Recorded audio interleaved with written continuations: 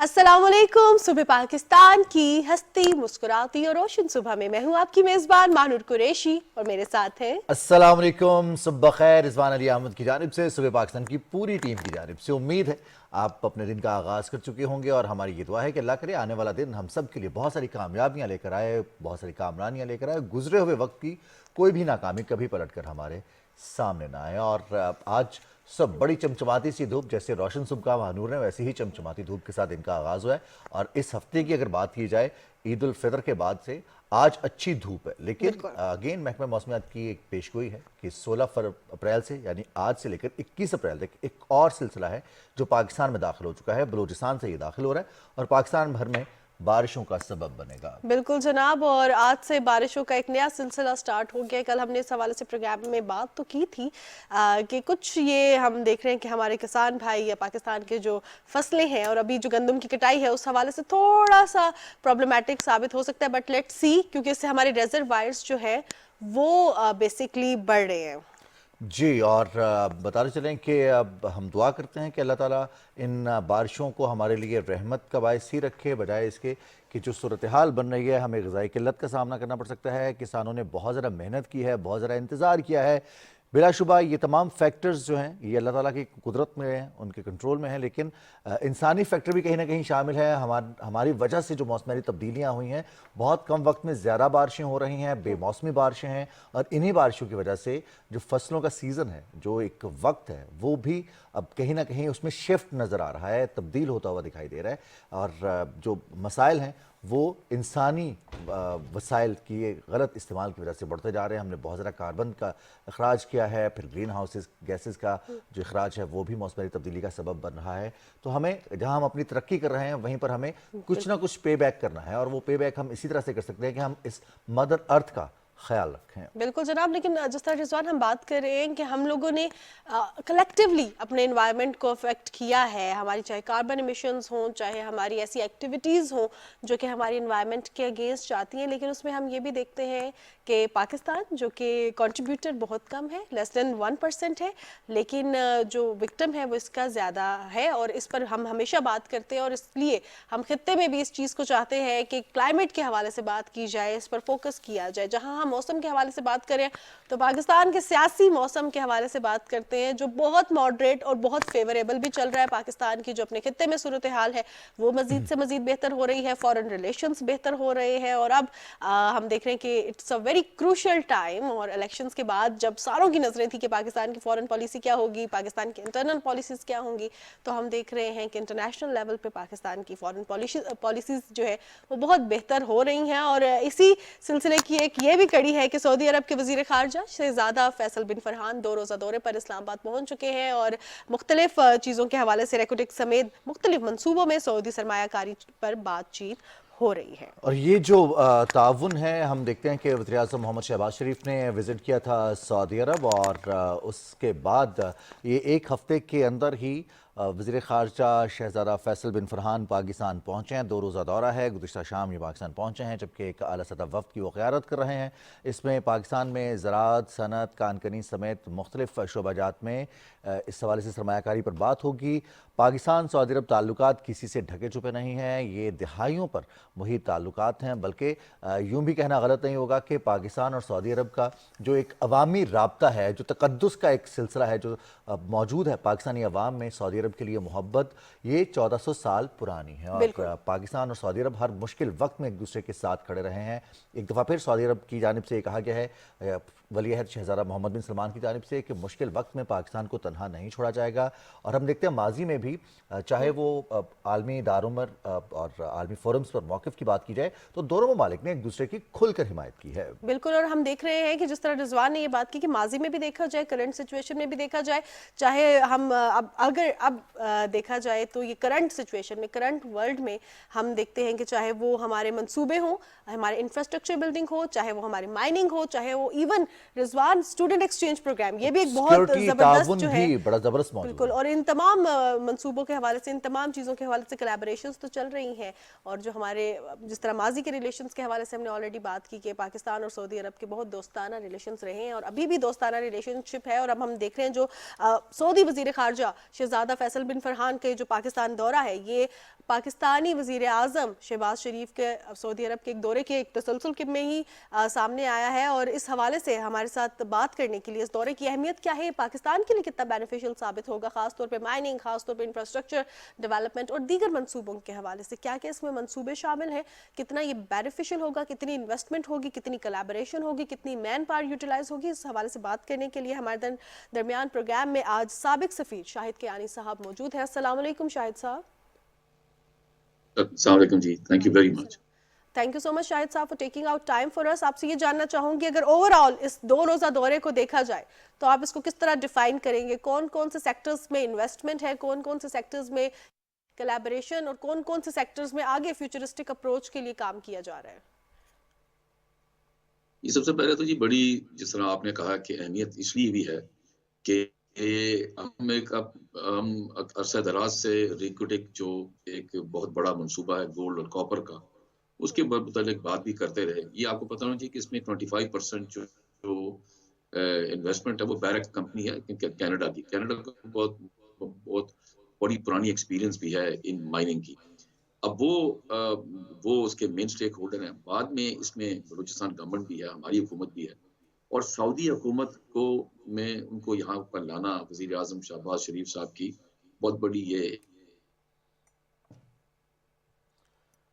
शाहिद कियानी साहब हमारे साथ मौजूद हैं, हम उनसे मज़ीद बात भी करेंगे इसी हवाले से। सऊदी वज़ीर ख़ारजा का पाकिस्तान विज़िट और इसमें मुख्तलिफ शोबाजात में इन्वेस्टमेंट के हवाले से, और इसमें अगर हम SIFC के किरदार की बात करें तो बड़ा शानदार किरदार रहा है, क्योंकि पाकिस्तान और सऊदी अरब की जो इन्वेस्टमेंट्स होने जा रही हैं, जो जिन माहिदों पर अमल दरामद होने जा रहा है, उस पर बातचीत होगी। जो इससे पहले से मौजूद हैं मुफाहमत की याददाश्त है, उनको माहिदों में कन्वर्ट किया जाएगा, और जो माहिदे मौजूद हैं उनको अमली जामा पहना जाएगा। तो ये वो मामलात हैं जो आगे बढ़ेंगे और बड़ी देर से हम इसके मुंतज़िर थे। बिल्कुल। और हमें अभी ज्वाइन दोबारा कर लिया है साबिक सफीर शाहिद कियानी साहब ने। जी शाहिद साहब प्लीज कंटिन्यू कीजिएगा, आप जो इस दौरे के हवाले से बात कर रहे थे। देखिए जी, ये वही मैं जैसे कह रहा था ना कि इसकी अहमियत 2 है। मैं पहले बताऊं, एक तो इकोनॉमिक है, बहुत जरूरी है, जिस पर आप कहा है कि कई मदों पर दस्तखत किए जाएंगे। ये जो रिकोडेक का जो मंसूबा है, ये तकरीबन अगर आप देखें अभी 2024 में कंप्लीट हो गया, अब 2028 में जाकर इसकी माइनिंग शुरू होगी। इसके अंदर तकरीबन अब देखा जाए कि एंड तक तकरीबन 9 से 10 बिलियन डॉलर की इन्वेस्टमेंट हो जाएगी। सऊदी अरब खुद $1 बिलियन की इन्वेस्टमेंट लेकर आ रहा है। एक चीज हमेशा आप दिमाग में ये रखिएगा कि सऊदी अरब को भी इसकी गोल्ड की माइनिंग की या मिनरल्स की बहुत पुरानी एक्सपीरियंस, गोल्ड वहां भी क्या कहते हैं माइन हो रहा है सऊदी अरब में। सऊदी अरब एक बड़ी एक्सपीरियंस है, तो यहाँ वो सोच समझ के यहाँ आ रहे हैं कि इस बहुत बड़े मंसूबे में वो अपना इन्वेस्टमेंट करेंगे। इसमें 2 चीजें होंगी, एक इकोनॉमिक इन्वेस्टमेंट है, जाहिर आजकल जमाना जो है पुराना जमाना चल रहा गया, कोऑपरेशन है। दूसरा ये एक इशारा होगा दूसरे मुल्कों के लोग जो इन्वेस्ट पाकिस्तान में करना चाहते हैं कि सऊदी अरेबिया एक बहुत बड़ा प्लेयर है, इकोनॉमिक प्लेयर है, वो यहाँ इन्वेस्ट कर रहा है। तो ये बहुत बड़ा इशारा होगा हमारे लिए, ये बहुत बड़ा जिसे कहते हैं ये एक पॉजिटिव ये डेवलपमेंट है। दूसरी तरफ सऊदी अरेबिया की में कि और भी के वजीर खारजा का आना बहुत अहमियत है, क्योंकि आजकल के जो हालात जिसमें गुजर रहे हैं, जहाँ पर मिडिल ईस्ट के अंदर चेंजेस आ रही हैं, ये जो अभी सऊदी जो ईरान और इसराइल का जो आपस में जो कॉन्फ्लिक्ट, तो नियरली कॉन्फ्लिक्ट शुरू हुआ है, ये इसके अंदर इनका यहाँ आना बड़ा इंपॉर्टेंट है, क्योंकि साइड जहाँ पर एग्रीमेंट साइन होंगी वहाँ साइड लाइन के ऊपर यहाँ पर बातचीत भी होगी पाकिस्तानी क्या नाम पॉलिटिकल मिलिट्री लीडरशिप के साथ कि जी ये जो इस वक्त जो इतना हालात बदल रहे हैं उसमें हमारी और दोनों की अहमियत, दोनों आपस में बातचीत करें। तीसरी चीज कि अभी ईरान के सदर का भी अभी जो अखबारों में खबरों में आ रहा है कि वो आ रहे हैं, यहाँ पर ये चीजें ये भी डिस्कस होंगी, तो बड़ी अहमियत की हामिल है ये जो विजिट है। सही शाहिद कियानी साहब, सही। शाहिद कियानी साहब, यहाँ पे हम बात कर रहे हैं जब सऊदी वजीर खारजा का दौरा है और ऑब्वियसली डिफरेंट प्रोजेक्ट्स के हवाले से, इसके हवाले से अभी भी बात की जा रही है, मीडिया चैनल्स पर बात की जा रही है और इसी चीज़ पे नजरें हैं कि डेवलपमेंट सेक्टर में क्या होगा। तो ये पाकिस्तान की मईशत के लिए कितना अहम दौरा होगा, किन किन चीज़ों के हवाले से जो आपको लग रहे नए प्रोजेक्ट सामने आएंगे और किस पर बात की जाएगी, खास तौर पर मईशत को मद्देनजर रखा जाए, खास तौर पर डेवलपमेंट सेक्टर को मद्देनजर रखा जाए? देखिए जी, हमने जो ये मिलिट्री पॉलिटिकल लीडरशिप ने SIFC बनाई है, इसका मेन रोल अब जाकर नजर आएगा, क्योंकि इसके अंदर इतनी बड़ी डॉलर इसमें आ जाते हैं। क्योंकि अभी हमें ये देखना है कि ये तो दस्तखत होंगे ना, हमें हमारी एज स्टेबिलिटी और इकोनॉमिक स्टेबिलिटी बहुत इंपॉर्टेंट है, क्योंकि सही। क्योंकि ये तो अभी वो अभी प्रॉमिस करेंगे, दस्तखत होंगे और ये पैसा आएगा। हमें चाहिए कि हम ये अब से लेकर आगे जो वक्त आने वाला है उसके अंदर हम पूरी एज ए कौम हम ये सोचना चाहिए कि ये कौम की तरक्की तभी हो सकती है, आगे जा सकती है कि यहाँ पर बाहर की फॉरेन इन्वेस्टमेंट इसमें आए। इसमें क्या होगा, इकोनॉमिक वाइब्रेंसी आएगी और लोगों की एम्प्लॉयमेंट अपॉर्चुनिटीज जो है उसमें हमारे लिए हुकूमत जो है ना, हुकूमत की सबसे इंपॉर्टेंट रोल होता यही है कि वो मुल्क के अंदर इस्तेकाम लेकर आए इकोनॉमिक, और लोगों के लिए ऐसी एनवायरनमेंट क्रिएट करे जॉब अपॉर्चुनिटीज हो। तो ये जो उनकी विजिट है, इसमें फॉर एग्जांपल एग्रीकल्चर के अंदर भी हम ये इन्वेस्टमेंट आए, ये माइनिंग के अंदर आए और बहुत सारे शोबे हैं। क्योंकि आप अगर देखें तो जो मिनिस्टर साथ आ रहे हैं, आए हैं सऊदी डेलीगेशन के अंदर, उसमें एग्रीकल्चर भी है, वाटर रिसोर्सेज भी हैं, माइनिंग, कि हम पॉलिटिकल डिस्टेबलाइज ना करें मुल्क को, और सही। ताकि इकोनॉमिक वाइब्रेंसी। अभी हम देखें तो नया रोल हमारा अभी IMF के साथ हो रहा है, तो हम सारी उम्र IMF के साथ तो नहीं रह सकते ना। वो इसी तरह ही IMF से जान छुड़ाई जाएगी जब हम पॉलिटिकल स्टेबिलिटी लेकर आएंगे और इकोनॉमिकली मुल्क को वाइब्रेंट बनाएंगे। बिल्कुल सही। शाहिद कियानी साहब, पाकिस्तान की एक बड़ी अफरादी कुव्वत सऊदी अरब में मौजूद है, जॉब क्रिएशन के मसाइल रहे हैं और यहाँ पर हमने देखा बहुत ब्रिलियंट आइडियाज़ हैं, स्टार्टअप्स होते हैं, लेकिन उनको चैनलाइज नहीं किया जाता। सऊदी इन्वेस्टमेंट के बाद पाकिस्तान में इन तमाम शोबाजात में, ख़ासतौर पर अगर हम IT की बात करें, सर्विसेज की बात करें, तो कितनी बड़ी अपॉर्चुनिटी है, क्योंकि पाकिस्तान और सऊदी अरब IT में भी आगे बढ़ने के ख्वाहिशमंद हैं, इसका इजहार भी किया गया है और फिर इन्वेस्टमेंट के हवाले से भी सऊदी सरमायाकारों ने अपने इंटरेस्ट का इजहार किया है। देखिए जी, सऊदी अरेबिया ने ये जो नई लीडरशिप है, जो क्राउन प्रिंस हैं अब्दुल बिन सुल्तान, ये इनकी MBS, इनकी जो विजन है 2030 की, उसके अंदर क्योंकि वहां भी तो एक देखे ना, 25 से 30 साल, 20 से 25 साल के जो जवान लोग वहां भी तो बहुत ज्यादा है सऊदी अरेबिया में, वो वहां पर अपने लोगों की इन्वेस्टमेंट करते हैं, बाहर लोगों को पढ़ाते हैं और यहाँ लेकर आते हैं। तो वहां पर तो वो भी IT में चाहते हैं कि आगे जाना चाहें, वो बड़ी IT सिटी बना रहे हैं। तो इस वक्त बहुत जरूरत है कि जब वो इतनी बड़ी इन्वेस्टमेंट करेंगे तो बाहर के लोगों की उनकी जरूरत पड़ेगी। हमें अभी चाहिए, जो सबसे इंपॉर्टेंट बात हमने करनी हमारे मुल्क के अंदर, वोकेशनल इंस्टीट्यूशंस की कमी है, जहां पर स्किल्स को इम्प्रूव किया जाए। यहाँ पर हमने तवज्जो नहीं दी, अब हमें तवज्जो देनी पड़ेगी। आपके लोग, मैं बताऊं कि कई आपके यहाँ प्राइवेट कंपनीज हैं जहां पर जवान लोग पाकिस्तानी IT के काम कर रहे हैं, लेकिन अपॉर्चुनिटी होता यह है कि एक हुकूमत जाती है, दूसरी हुकूमत उस पॉलिसीज को जारी नहीं रखती। ये दुख की बात है। ये यहाँ पर हमें अब होगा कि स्किल्स करना पड़ेगा, ताकि मुल्क के अंदर भी वो काम करें और बाहर भी हम एक्सपोर्ट कर सकें। लेकिन स्किल्ड लोगों की, सेमी स्किल्ड की भी और ये नॉन स्किल्ड लोगों की इस वक्त कोई जगह यहाँ पर गल्फ में नजर नहीं आती या बाहर के मुल्क में नहीं है। तो बहुत जरूरी है। अब ये जो हमारे यहाँ पर जो वजीर आए हैं, अपने डेलीगेशन सऊदी अरब की आई है, हमें इससे फायदा उठाना चाहिए, इनके साथ बातचीत करनी चाहिए और इनसे इनसे देखना चाहिए कि सऊदी अरेबिया में क्या अपॉर्चुनिटीज है, और इनको यहाँ भी कहें कि जी ये जो वोकेशनल इंस्टीट्यूशंस हैं IT सेक्टर के अंदर है, हमें यहाँ भी हेल्प करें, इकोनॉमिकली हेल्प करें, ताकि हम आपस में मिल बैठकर इसको आगे बढ़ाया जाए IT सेक्टर को। सही। शाहिद कियानी साहब, आप साबिक सफ़ीर हैं और हम देख रहे हैं कि सऊदी वज़ीर ख़ारजा का जो दौरा है उसमें IT के हवाले से बात की जाएगी, ज़राअत के हवाले से, टेक्नोलॉजी के हवाले से, मादनियात के हवाले से, तिजारत के हवाले से। लेकिन अगर ओवरऑल ये दौरा पाकिस्तान का जो देखा जाए तो ये सफारती महाज पे कितना अहम है, पाकिस्तान के लिए ख़ित्ते में स्ट्रैटेजिकली ये कितना इम्पोर्टेंट है इस टाइम पर? देखें जी, जहाँ पर आप हमें ना ये लोगों को सोशल मीडिया के ऊपर गलत किस्म की खबरें फैलाते रहे कि जी पाकिस्तान आइसोलेट होगा, ये हो गया, सब गलत है। आज देखें ना कि सऊदी अरेबिया एक बहुत बड़ा इकोनॉमिक प्लेयर है, गल्फ के अंदर भी है, ग्लोबली भी है। उसका आना और इतनी बड़ी डेलीगेशन के साथ ही आना, ये शो करता है लोगों के लिए, ये बाकी दुनिया के लिए भी एक ये मैसेज है कि ये पाकिस्तान बेहतरीन अपनी जगह पर है, जो उसका जियो पोलिटिकल लोकेशन है, उसकी अहमियत अभी भी है और रहेगी। अभी देखें ना, एक और मैं आपको बात बताऊं, इनका यहाँ आना, हमारे ताल्लुकात ईरान के सब भी बहुत अच्छे हैं, सऊदी अरेबिया के सब अच्छे हैं, तो यहाँ पर सऊदी अरेबिया के जो वजीर खारजा का आना, ये अहमियत इसलिए भी है कि यहाँ पर जो डिस्कशन होगी उसमें बहुत सारी चीजों पर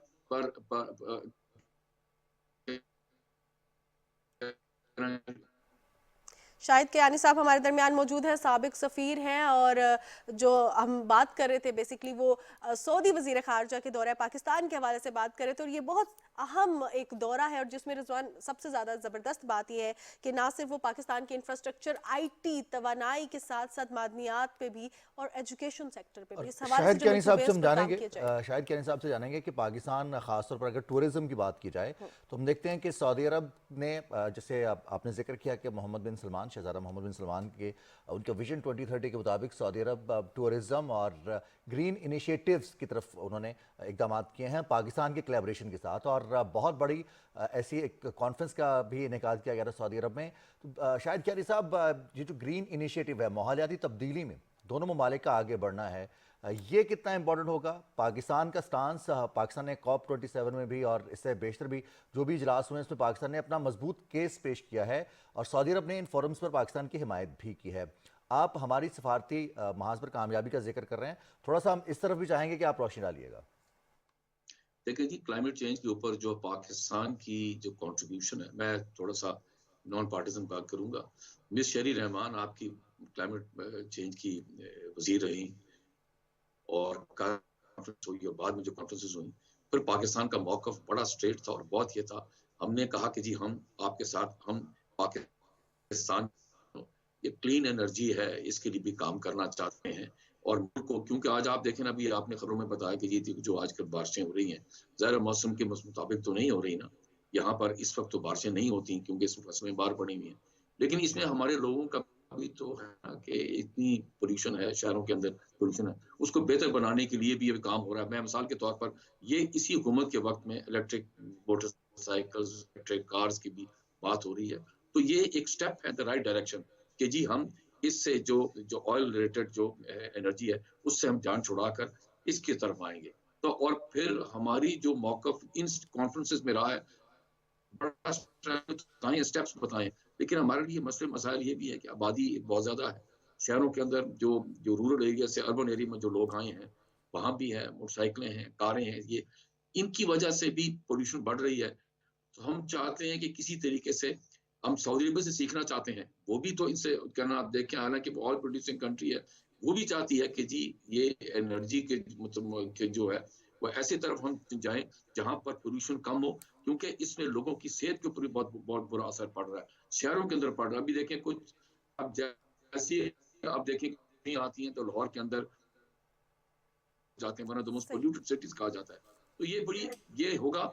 हम मैं समझता हूँ कि हुकूमत इस डायरेक्शन में सही जा रही है, इलेक्ट्रिक व्हीकल्स को लेकर शहरों में, और सऊदी गवर्नमेंट के साथ हम बैठकर ये बात भी कर सकते हैं, क्योंकि हमारे लिए सबसे बड़ा जो मसला हमारे लिए है कि हम बहुत कुछ करना चाहते हैं, हमारे पास जो वो क्या कहते हैं किटी नहीं है जिससे हम करें, तो ये हमें हेल्प भी कर सकते हैं सऊदी अरबिया, बिल्कुल क्योंकि सऊदी अरबिया को पता है, बिल्कुल। सऊदी अरबिया को शायद पता ऐसा है वो जो कि हुकूमत का हम देखते हैं विजन है और एक स्टांस है कि हमें इमदाद नहीं, हमें कर्जा नहीं, बल्कि हमें ट्रेड चाहिए, हमें इन्वेस्टमेंट, बाहमी इन्वेस्टमेंट के जरिए हम आगे बढ़ना चाहते हैं ताकि मजीद मौके पैदा हों और दोनों तरफ से जो विन विन सिचुएशन है वो पैदा की जा सके। बिल्कुल इवन सिचुएशन पैदा होगी तो दोनों मुल्कों को फ़ायदा होगा, पाकिस्तान को भी, सऊदी अरब को भी। बिल्कुल, बहुत शुक्रिया शाहिद कियानी साहब, आपके कीमती वक्त का, आपने वक्त निकाला, और ये जो सऊदी वज़ीर ख़ारजा का 2 रोज़ा दौरा है इस्लामाबाद का, उस पर आपने बात की, और ख़ासतौर पर जहां हम बात कर रहे हैं, और शाहिद कियानी साहब ने जिस चीज़ पेंट किया, क्लाइमेट चेंज है, इस पर हमने खुद देखना है कि बिजली की पैदावार में बहुत ज़्यादा हमने इजाफा करना भी है, इसके साथ साथ हमने डिफरेंट और हमने ऑल्टरनेटिव सोर्सेज सोर्सेज की जाने बढ़ना है। इसी तरह हम देखते हैं कि हमने इलेक्ट्रॉनिक बाइक से इन चीज़ों की जाने बढ़ना है। जहां हम बिजली के हवाले से बात करते हैं, जहां हम एनर्जी सोर्सेज के हवाले से रिजवान बात करते हैं, वहाँ पे काबिल तजदीद ज़राए यानी कि रीन्यूएबल एनर्जी के जो सोर्सेज हैं इस पर पूरी दुनिया में बात हो रही है। और ख़ास तौर पे COP28 के बाद इस पर बहुत ज़्यादा बात होना शुरू हो गई, क्योंकि ये इन्वायरमेंट फ्रेंडली भी है। अब हम देख रहे हैं कि ना सिर्फ पाकिस्तान बल्कि across the globe climate change is a big action, और पाकिस्तान भी जो है इसके अगेंस्ट एक्शन ले रहा है और ऐसे ज़राए पैदा करने की कोशिश कर रहा है जो कि हमारे इन्वायरमेंट को, जो कि हमारे क्लाइमेट को अफेक्ट ना करे, क्योंकि हमारा क्लाइमेट सिर्फ हमें अफेक्ट नहीं करेगा, वो खित्ते के मुख्तलिफ ममालिक को भी अफेक्ट करेगा। तो ये जिम्मेदारी संभाली है पाकिस्तान ने। और इसमें मानूर हम देखते हैं कि एक और जो इफेक्ट आता है वो बिजली की प्रोडक्शन की वजह से इसकी कीमतें बढ़ती हैं, और जब कीमतें बढ़ती हैं तो फी यूनिट प्राइस की वजह से आम आदमी मुतासर होता है। कल वज़ीर आज़म मोहम्मद शहबाज शरीफ की ज़ेर सदारत इजलास हुआ, और उस इजलास में बिजली की पैदावार के हवाले से, तरसीली निज़ाम को अपग्रेड करने के हवाले से, बिजली चोरी को रोकने के हवाले से वज़ीर आज़म ने हिदायत जारी की हैं। जबकि वज़ीर आज़म ने इसके साथ साथ जो दरामदी कोयला है उसको, इसका इस्तेमाल कम करते हुए मकामी कोयले पर पाकिस्तान के जितने भी प्लांट्स हैं उनकी मुंतकली के अहकामात भी दिए हैं। और ये तमाम तर मकासद इसलिए हैं कि पाकिस्तान में जो फी यूनिट बिजली की कीमत है उसको कम किया जा सके। बिल्कुल, और ये जिस तरह मकामी कोयले के हवाले से बात की जाए, ये भी एक बहुत बड़ा इंपॉर्टेंट एस्पेक्ट है इस इजलास का। और इसके साथ साथ तवानाई के काबिल तजदीद ज़राए उनको जो है वो ऑपरेशनल करने के, उनको लगाने के ऐसे मंसूबे स्टार्ट करने के हवाले से जो है हिदायत दी गई हैं। क्या इसकी कीमत होनी चाहिए बिजली की फ़ी यूनिट, इस कम करने में भी, इसके हवाले से भी बातचीत इस इजलास में की गई, और वज़ीर आज़म ने हिदायत दी कि बिजली के जो नर्ख हैं वो भी कम करने चाहिए। आवाम की सहूलत और ख़ास तौर पे क्लाइमेट चेंज को मद्देनजर रखा गया, और ख़ास तौर पे नहीं, अब मैं एक सिर्फ ये बात ऐड करना चाहता हूँ कि हम अक्सर ये बात अपने प्रोग्राम में भी करते हैं कि हमें बिजली इस्तेमाल करनी है जितनी हमें ज़रूरत है। अगर हमें उसकी ज़रूरत नहीं है तो हमें खामखा बिजली को ज़ाया नहीं करना है, एनर्जी को ज़ाया नहीं करना, क्योंकि हम देखते हैं अगर लाइट प्लग हमारा ऑन है तो ऑन है जी, बिजली ज़ाया नहीं हो रही। अगर एक कमरे की लाइट चल रही है वो चल रही है, पंखा, अब गर्मियों का मौसम आ गया तो पंखा चल रहा है और वो चल रहा है और कोई देखने वाला नहीं है, कोई मना करने वाला नहीं, क्योंकि हम अफोर्ड कर सकते हैं। लेकिन पाकिस्तान की एनर्जी है, इसको प्रोड्यूस करने में बहुत ज़्यादा अखराजात आते हैं। बिल्कुल जनाब, जहां हम एनर्जी के हवाले से बात करें, कल के इजलास के हवाले से बात करें, काबिल तजदीद ज़राए के हवाले से इस हवाले में बात की गई है, और आम आदमी के लिए फ़ी यूनिट जो बिजली की कीमत है कम करने के हवाले से बात की गई है। और क्या डिटेल्स हैं जिस इजलास के हवाले से, ये हम जानेंगे ज़िशान भट्टी से। रिपोर्ट उसके बाद ले लेंगे। हम तफसीलात जो ज़िशान भट्टी ने तफसीलात बतानी थी, ज़्यादातर हम उसकी गुफ्तगू हम कर चुके हैं। बहरहाल जी, हमारी हमने कुछ ज़्यादा बता दिया है। हमारी कुछ जिम्मेदारियां हैं, और हमें इन जिम्मेदारियों को न सिर्फ समझना है बल्कि हमें इन पर खुद भी अमल करना है और दूसरों को भी गाइड करना है। अक्सर हम देखते हैं कि जो हमें मना करता है कि लाइट क्यों चल रही है या एक्स्ट्रा पंखा क्यों चल रहा है, तो हम बड़े गुस्से का इजहार कर रहे हैं कि हम बिजली का बिल अदा कर सकते हैं, हमें तो कोई प्रॉब्लम नहीं है, आप कर सकते हैं। लेकिन इस बिजली को प्रोड्यूस करने के लिए जो वैसे आजकल ये बहुत कम लोग हैं जो ये कहते हैं कि हम अदा कर सकते हैं। अक्सर अब इशू ये आ गया कि जिन्होंने सोलर्स लगाए उनको लगता है कि अब तो जितनी मर्जी चले, लेकिन आप जो है ये रिसोर्सेज हैं और ऑब्वियसली ये रिजर्व जो है जितने ये होंगे उतने ही पाकिस्तान भी तरक्की करेगा और ये किसी और चीज़ में यूटिलाइज हो जाएंगे। बहुत से स्कूल्स में यूटिलाइज हो सकते हैं, बहुत सी जगहों पे यूटिलाइज हो सकते हैं। तो अपने रिसोर्सेज का इस्तेमाल देखभाल के करें और एहतियात के साथ करें। एक ब्रेक की जाने बढ़ते हैं, उसके बाद वापस आएंगे।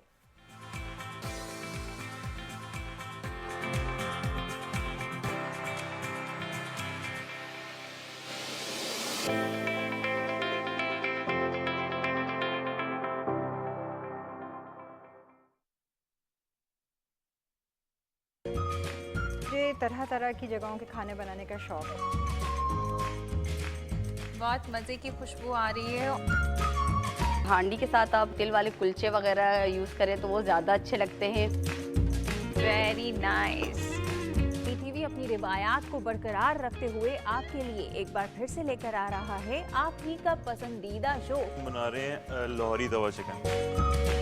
हम सब कुछ अच्छा अच्छा आपको बनाना सिखाते हैं ताकि आपका दिन बहुत अच्छा गुजरे। तो इसको 15 मिनट्स लगेंगे तैयार होने में। फर्स्ट बॉयल आ जाएगा तो हम इसको स्लो फ्लेम पे लिड लगाकर रख देंगे। रिवायतों की लज्जत सीजन 2 सिर्फ और सिर्फ पीटीवी होम पर।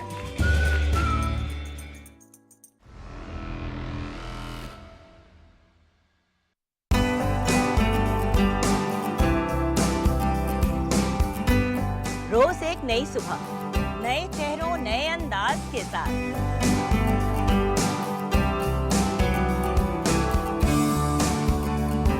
आपके आपके मनपसंद सितारे होंगे हमारे साथ।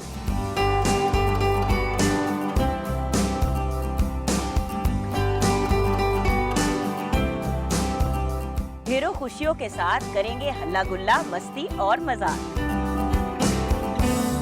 मेरी होगी आपसे एक बार फिर मुलाकात, आपके मेरे पीटीवी होम पर।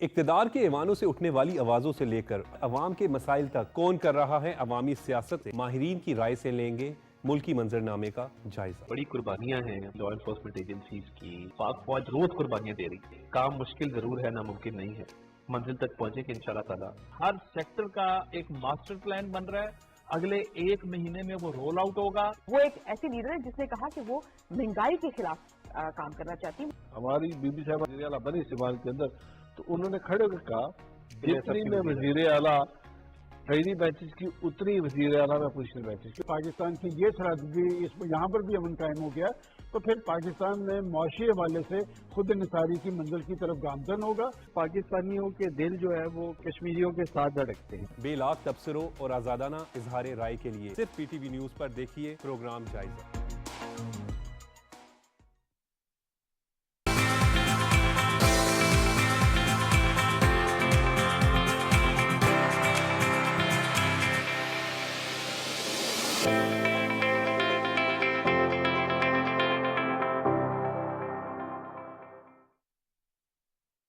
जी जनाब, सुबह पाकिस्तान में एक बार फिर आपको खुशामदीद कहते हैं। और हम अक्सर बात करते हैं, हम अपनी स्किन ग्लो के हवाले से, स्किन केयर के हवाले से, विंटर स्किन हो, समर स्किन हो, मौसम चेंज हो रहा है, कैसे ख्याल करना है। लेकिन एक चीज़ जिस पर हम शायद इतना ध्यान नहीं देते, जैसे ही हम अपने 30s क्रॉस करते हैं तो हमारे फेस पे झुर्रियाँ आना शुरू हो जाती हैं, रिंकल्स आना शुरू हो जाते हैं। फिर हमें रियलाइज़ होता है कि एंटी एजिंग क्रीम्स बहुत ज़्यादा मार्केट में है, तो वो लगा लें। हम लेते तो हैं लेकिन फिर वो भी नहीं लगाते। फिर there are lot of myths कि अगर हम ये लगाएंगे घरेलू टोटका तो हमारी स्किन टाइट हो जाएगी। अक्सर औकात आजकल जेंट्स या लेडीज़ जब भी सैलून जाती हैं तो कहती हैं कि हमारा जो है ना ऐसा ट्रीटमेंट कर देंगे स्किन टाइट हो जाए, स्किन टाइटनिंग ट्रीटमेंट्स लिए जाते हैं। वो कितने कारआमद होते हैं, कितने मुफीद होते हैं, उसके साथ साथ समटाइम्स रिजवान हम बड़े एग्रेसिव ट्रीटमेंट्स की जाने बढ़ते हैं और उसके बाद उसको परसू नहीं करते। अच्छा, आपने जो बात की ना कि हम क्रीम्स खरीद तो लाते हैं, लोग हमें रिकमेंड भी कर देते हैं, हम देख भी लेते हैं, लेकिन हम 2 दिन इस्तेमाल करते हैं, 1 दिन इस्तेमाल किया या मैक्सिमम 1 हफ्ता इस्तेमाल किया, फिर हमें उसके रिजल्ट्स नज़र नहीं आते तो हम उसको छोड़ देते हैं। फिर जब उसके रिजल्ट्स नज़र नहीं आए और यही एजिंग फैक्टर हमारा आगे बढ़ता है तो एकदम हमें कोई पॉइंट आउट करता है कि आपके चेहरे पर झुर्रियाँ हैं, छाइयाँ हैं, अब नज़र आ रहा है चेहरे से कि उम्र बढ़ती जा रही है, तो तब हम अग्रेसिव हो जाते हैं कि इनको फ़ौरन से पहले ख़त्म कर रहे हैं। तो ये एंटी एजिंग ट्रीटमेंट्स हमारे लिए कितने कॉम्प्लिकेटेड हो सकते हैं, कितने आसान हैं, या फिर ये कितने अखराजात और कितने फ़ायदेमंद हो सकते हैं। इस पर हम बात करेंगे। डॉक्टर ददा हसन सैयद ने हमें ज्वाइन किया स्टूडियोज़ में। डॉक्टर साहिबा अस्सलाम वालेकुम। वालेकुम अस्सलाम। थैंक यू वेरी मच, आप तशरीफ लाएं। ये सबसे पहले तो एंटी एजिंग से मुतालिक बताइए ना कि इस्तेमाल करने चाहिए। जी बिल्कुल करने चाहिए। एजिंग तो एक नॉर्मल फिनोमेना है जो चल रहा होता है। 2 किस्म की एजिंग होती है, एक इंट्रिंसिक होती है जो हम जेनेटिकली, जिससे कहते हैं ना कि ये जेनेटिकली बड़ी अच्छी इनकी एजिंग हो रही है, कुछ लोगों की बहुत जल्दी होती है, सो एक जेनेटिक एजिंग होती है। एक एक्सट्रिंसिक होती है जो आप स्मोकिंग की वजह से ज़्यादा हो गई, या out in the sun too much, उससे आपके रिंकल ज़्यादा होता है। तो बस डाइट आपकी, अल्कोहल कंजम्पशन कुछ लोगों की ज़्यादा होती है, so these things they actually increase ageing. ये चीज़ें हम कंट्रोल कर सकते हैं। इंट्रिंसिक एजिंग को थोड़ा मुश्किल होता है कंट्रोल करना। सही। अच्छा डॉक्टर नदा, समटाइम्स ऐसा होता है कि हमारे फेस शेप ही ऐसे होती है, टीन एज में भी जब हम स्माइल करते हैं तो आंखों के गिर्द हमारी थोड़ी थोड़ी झुर्रियाँ पड़ती हैं, या फिर हमारी फाइन लाइंस बहुत ज़्यादा होती हैं। कुछ लोग बहुत स्माइल कर रहे होते हैं, उनका बड़ा स्माइली फेस होता है, तो इज़ इट नॉर्मल या वो भी जो है आपके पास टीनेजर्स आते हैं कि ये भी हमारा ज़रा ठीक कर दें? एनी ट्रीटमेंट्स, फॉर एग्जाम्पल अगर हम बोटॉक्स या फिलर्स में जाते हैं, below 18 are not recommended, they are illegal to be used below 18। 18 के बाद yes we can do it. हमारे जिस तरह के सवात के और ये हिली एरियाज़ के लोग होते हैं, उनकी बहुत जल्दी रिंकल्स आ जाते हैं इवन इन देयर 20s, और प्रॉब्लम ये होता है कि वो रिंकल्स बढ़ते ही हैं, they are not going to get better. तो अक्सर जो फीमेल्स होती हैं उनको प्रॉब्लम होता है शादी का होता है कि वो हम बूढ़े लग रहे हैं, रिश्ता नहीं आ रहा, तो उसके लिए yes then you should definitely go for treatments, because ये ट्रीटमेंट्स अगर इफ़ दे यूज्ड राइट, अगर सही डॉक्टर के पास आप जा रहे हैं जिनको पता है टेक्निक का, तो इनके कोई लॉन्ग टर्म साइड इफ़ेक्ट्स नहीं हैं।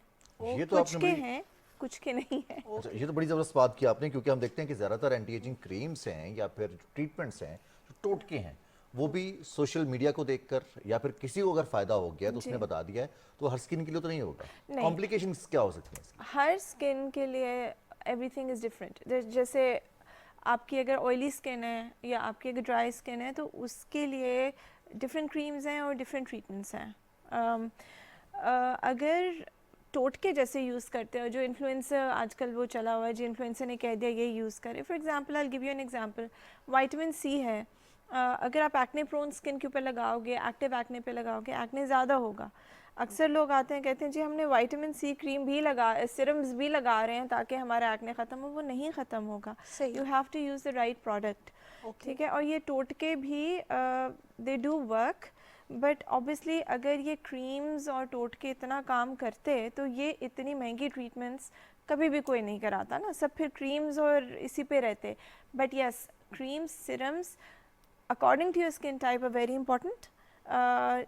जो आप ट्रीटमेंट्स भी करते हैं ना, उसको मेंटेन रखेगा उसके इफेक्ट को। सही। अच्छा, जिस तरह हम एंटी एजिंग क्रीम्स के हवाले से बात करें, इसका भी एक स्पेसिफिक टाइम होता है ना, लाइक बिफोर एजिंग। जब आपकी एजिंग हो गई तो फिर आपको किसी और ट्रीटमेंट की जाने बढ़ना पड़ेगा। इसके साथ साथ हम देखते हैं कि डिफरेंट स्किन केयर प्रोडक्ट्स होती हैं। कोरियन स्किन केयर के हवाले से बड़ी बात की जाती है, उसमें चावल का आटा जो होता है वो कहते हैं कि आपकी स्किन को बहुत टाइट कर देता है, और ये चीज़ें यूज़ की भी जाती हैं। और आप हम देखते हैं कि डिफरेंट जो क्रीम्स आते हैं, डिफरेंट ट्रीटमेंट्स होते हैं, उस पर ये प्रॉपर्ली लिखा होता है राइस पाउडर है। तो ये बेसिकली अगर बिफोर एजिंग इस्तेमाल की जाए, लाइक इन अर्ली 20s और इन लेट 20s, जब आपके फेस पे रिंकल्स नहीं है, स्किन टाइट है, तो क्या प्रिवेंट कर सकते हैं एजिंग? प्रिवेंटिव बिल्कुल हो सकता है, कम्प्लीटली प्रिवेंट नहीं होता। लाइक आई सेड कि आपकी जेनेटिक एजिंग चलती है, there is a clock that's ticking inside your body, ठीक है। लेकिन yes, to a certain extent, for example अगर आप सन ब्लॉक लगाते हैं, सन के बहुत सारे फ़ायदे हैं धूप के, लेकिन एक ये है कि आपकी जो इलास्टिन और कोलेजन होती है स्किन के अंदर, उसको वो ख़त्म करता है, इट डैमेजेस इट, और आपकी पिगमेंटेशन को ज़्यादा करता है। तो सबसे पहले तो ये start off with a sun block जो आपकी स्किन के मुताबिक हो, ठीक है। और कुछ लोग समझते नहीं सन ब्लॉक अगर हमें चाहिए तो हमने लगाना है। Everybody needs a sun block, because वो आपकी एजिंग को ज़्यादा करती हैं, अल्ट्रावायलेट रेडिएशन जो होती है सन की। उसके अलावा सबसे ज़रूरी चीज़ इज़ प्रॉपर मॉइस्चराइजेशन, ठीक है। अगर आप प्रॉपर अपनी स्किन के मुताबिक मॉइस्चराइज करेंगे, मॉइस्चराइज़र यूज़ करेंगे, तो that will also prevent a lot of wrinkles. बहुत सारे लोग समझते हैं कि ऑयली स्किन के लिए मॉइस्चराइज़र की ज़रूरत नहीं है, बट दैट्स नॉट ट्रू। आपकी ऑयली स्किन को भी ज़रूरत है, बट वो gel based, water based moisturisers होते हैं। Okay, so that is generally how you go about doing things. Then बहुत ज़रूरी, last but not the least, आपकी diet is very important. So smoking increases ageing, alcohol consumption ये ज़्यादा करता है, आजकल ड्रग अब्यूज़ बहुत हो रही है, उसकी वजह से आपकी स्किन बहुत ख़राब होती है। So yes, it's a combination of things. आप प्रिवेंट कर सकते हो, आप इसको थोड़ा डिले कर सकते हो, आप एजिंग को ख़त्म नहीं कर सकते। अच्छा, ये तो आपने बड़ी ज़बरदस्त बात की है कि ये चीज़ें हैं जैसे स्मोकिंग हो गई या फिर जी, लेकिन साथ साथ अगर हम बात करें अपनी डाइट की, रूटीन की है, जी, अब अक्सर ये डिस्कस करते हैं कि अब रूटीन्स हमारी काम के हिसाब से, शिफ्ट के हिसाब से, पढ़ाई के हिसाब से हमें देर तक जागना भी है और सुबह देर तक सोना भी है, और फिर इसमें डाइट पैटर्न चेंज हो जाता है, हमारा स्लीप पैटर्न चेंज हो जाता है, फिर एंजाइटी और स्ट्रेस लेवल भी आता है, ये भी मुतासर करते हैं हमारे एजिंग बिल्कुल करते हैं, बिल्कुल करते हैं। और स्पेशली आपका स्लीप पैटर्न खाने में तो जो एक बैलेंस डाइट होती है, there is a specific amount of carbohydrates जो आपने लेना है, स्पेसिफिक अमाउंट ऑफ प्रोटीन्स जो आपने लेना है। ये जो हम पूरियाँ और ये जो चने वगैरह खाते हैं ओबेसिटी भी करती है, और इसके बहुत सारी skin conditions because of obesity भी होती हैं। आपके यहाँ पे स्पेशली ये जो नेक के ऊपर हाइपर पिगमेंटेशन होती है, अक्सर लोगों को जो मोटे हो जाते हैं, वो फैट सेल्स प्रोड्यूस करते हैं, इंसुलिन लाइक ग्रोथ फैक्टर्स होते हैं, उसकी वजह से वो होता है। And there are other things also, diseases होती हैं जो आपकी एजिंग को एक्सेलरेट करते हैं। तो yes, diet in a proper proportion में अगर आप लें तो दैट इज़ इम्पॉर्टेंट। दूसरा, जब आप रात को सोते हैं, अल्लाह ताला ने रात और दिन इस तरह से बनाई है, उसने कहा है कि रात को आपने सोना है, दिन में काम करना है। अब रात को जब एक समथिंग कॉल्ड सर्केडियन रिदम जो हमारी बॉडी में होता है, अच्छे वाले हार्मोन्स, हीलिंग हार्मोन्स प्रोड्यूस होते हैं, और जब तक अंधेरा नहीं होगा आपकी बॉडी वो सिक्रीट नहीं करेगी hormones. So when you sleep और वो अंधेरा है, उस टाइम पे जब आप सोएंगे, दैट इज़ द पीक जब आपकी बॉडी की जो भी wear and tear during the day होती है, आपकी बॉडी वो गुड हार्मोन्स बनाती है आपकी हीलिंग के लिए। So obviously if you not sleeping at night, और वो अगर आप दिन में सोएंगे तो वो नहीं बनेंगे, सही, वो रात में ही, because it needs that darkness, तो वो तभी बनेंगे। डिस्कम्फर्ट सब फील भी करते हैं ऑब्वियसली, और ये हमारी बॉडी पे, हमारे चेहरे पे, हमारी हेल्थ पे आ भी रहा दिन की होता नींद वो होती ही नहीं है जो आपकी रात की होती है। सो अब अगर हम ट्रीटमेंट्स के हवाले से बात करें तो what are the treatments for anti ageing? It depends आपकी स्किन क्वालिटी कैसी है, इट डिपेंड्स आपकी एज क्या है। फॉर एग्जांपल, अगर यूर इन योर 20s और आपके हल्के से रिंकल्स फील हो रहे हैं, a lot of it depends on your genes, आप कौन से एरिया से बिलोंग करते हैं। कुछ लोगों की एजिंग ज़्यादा हो जाती है, तो we start off with the basics. There something called PRP, platelet rich plasma. आपके ब्लड में से हम ग्रोथ फैक्टर्स निकाल के आपके फेस में लगाते हैं, इससे आपकी एजिंग थोड़ी सी रुक जाती है, आपकी स्किन में ग्लो आता है, आपके रिंकल्स रिवर्स होने शुरू हो जाते हैं, आपके डार्क सर्कल्स बेहतर हो जाते हैं। फिर when you go on a little bit further, तो इसमें there are some radio frequency treatments, laser treatments होते हैं जिससे आपकी skin naturally on its own heal करती है। इनके लॉन्ग टर्म साइड इफ़ेक्ट्स कोई भी नहीं है। फिर जब आपने बिल्कुल ख्याल नहीं किया और आपकी स्किन बिल्कुल लटक जाती है, तो there is a surgery option, surgical option तो वो बाद में है, लेकिन जो हम ऑप्शंस देते हैं, दिस बोटॉक्स। जैसे एक टाइम आता है ना कि बोटॉक्स भी काम करना छोड़ देता है when your wrinkles are too deep, तो टाइमली करवाएं आप वो ट्रीटमेंट। रिंकल्स के लिए, डीपर रिंकल्स के लिए भी गो फॉर बोटॉक्स। उसके अलावा फिर अगर हम थोड़ी सी स्किन लटक गई है, हल्की सी भी, need bit of lift, there something called fillers. अब फिलर्स एक कुछ होते हैं जो फिल इन करते हैं आपके फेस को, ताकि वो प्लम्पनेस विद एज, जो हमारी ड्रूपीनेस है, वो ख़त्म हो जाए, और उससे आप जरा आपका टीनेज इफेक्ट आ जाता है। टीनेज इफेक्ट आ जाता है, लेकिन वो एक हद तक करते हैं। अगर बहुत ज़्यादा लैक स्किन है तो फिर हम थ्रेड्स और धागे होते हैं जो हम डाल के लिफ्ट कर देते हैं फेस को, आपका सॉफ्ट टिश्यू नीचे आता है, तो हम उसको अपनी जगह पे लेके वापस आते हैं, एंकर करते हैं बैक, और उसके साथ कंबाइन करते हैं फिलर्स पे। सो इट रियली डिपेंड्स कि आपकी डिग्री ऑफ एजिंग क्या है, उसके मुताबिक ट्रीटमेंट। लेकिन अब जब हम देखते हैं, उसके वीडियोस देख रहे होते हैं, तो वो देख कर बड़े खतरनाक लगता है कि वो थ्रेड्स होते हैं या समटाइम्स इधर इंजेक्शन लग रहा होता है। Is it like it's not painful? No, it is not. हम लाइडोकेन जनरली लगाते हैं, वो लगाते हैं जी, हम लाइडोकेन जनरली लगाते हैं, and it's not painful, it's not as bad as it looks. Being a doctor, मुझे बहुत ज़्यादा नीडल फोबिया खुद भी था, but I do all this treatments on myself. ठीक है। अच्छा, हम डॉक्टर साहब, अक्सर हम देखते हैं कि बहुत सारे लोग सिर्फ मुतासिर हो जाते हैं कि इस चीज़ से कि कम पैसों में जो तस्वीरें नज़र आ रही हैं, जो स्पॉन्सर्स नज़र आ रहे हैं, वो इतने कोई ज़बरदस्त उनके रिजल्ट्स नज़र आ रहे हैं कि शायद अगर हमने इतने पैसों में अगर हो गया तो हम तो मेला लूटेंगे। लेकिन उसके जो साइड इफ़ेक्ट्स हैं वो इस कदर शदीद होते हैं कि आपका शेप चेंज हो जाता है। बिल्कुल, तो ये कितना ख़तरनाक हो सकता है कि उसका भी ट्रीटमेंट हो सकता है? बहुत से लोग परेशान होते हैं, एक दफ़ा बोटॉक्स करा लिया, चेहरा ख़राब हो गया, अब क्या करें? बोटॉक्स का जो भी इफ़ेक्ट होता है वो रिवर्सिबल होता है। अच्छा। अगर सबसे पहले तो अगर डॉक्टर आपको प्रॉपर जगह पे इंजेक्शंस लगाए, बिकॉज बोटॉक्स स्पेसिफिक पॉइंट्स पे लगता है, हर जगह नहीं लगा सकते। आपका मुंह टेढ़ा भी हो सकता है, आपकी आँख की वो ये लिड भी नीचे हो सकता है, आपका आईब्रो भी नीचे हो सकता है, तो वो you have to go to an injector जिसका आपने काम देखा हुआ है और they know where to do it. अगर कोई कॉम्प्लिकेशन बिलफर्ज हो भी जाती है, इट्स टेम्पररी, इट्स रिवर्सिबल,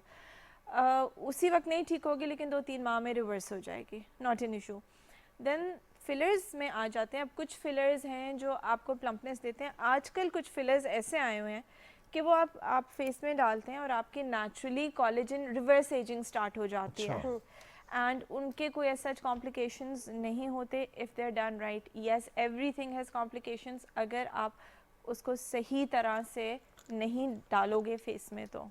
सही and yes most of them can be reversible, not all but most after some time like 6 months के नहीं, अगर फिलर गलत डल गया है तो वो निकल भी जाएगा। हाँ, वो हम डिसॉल्व कर सकते उसी हैं टाइम पे। Okay, that's really amazing. अच्छा वैसे डॉक्टर नदा, आप जब किसी को देखती होंगी तो आप देखती होंगी कि इसको किस चीज़ की ज़रूरत है, इसका ये वाला ट्रीटमेंट होना चाहिए, बिकॉज डॉक्टर की नज़र फिर जो है वो उसी चीज़ पे जाती है कि ये चीज़ होनी चाहिए, ये चीज़ होनी चाहिए।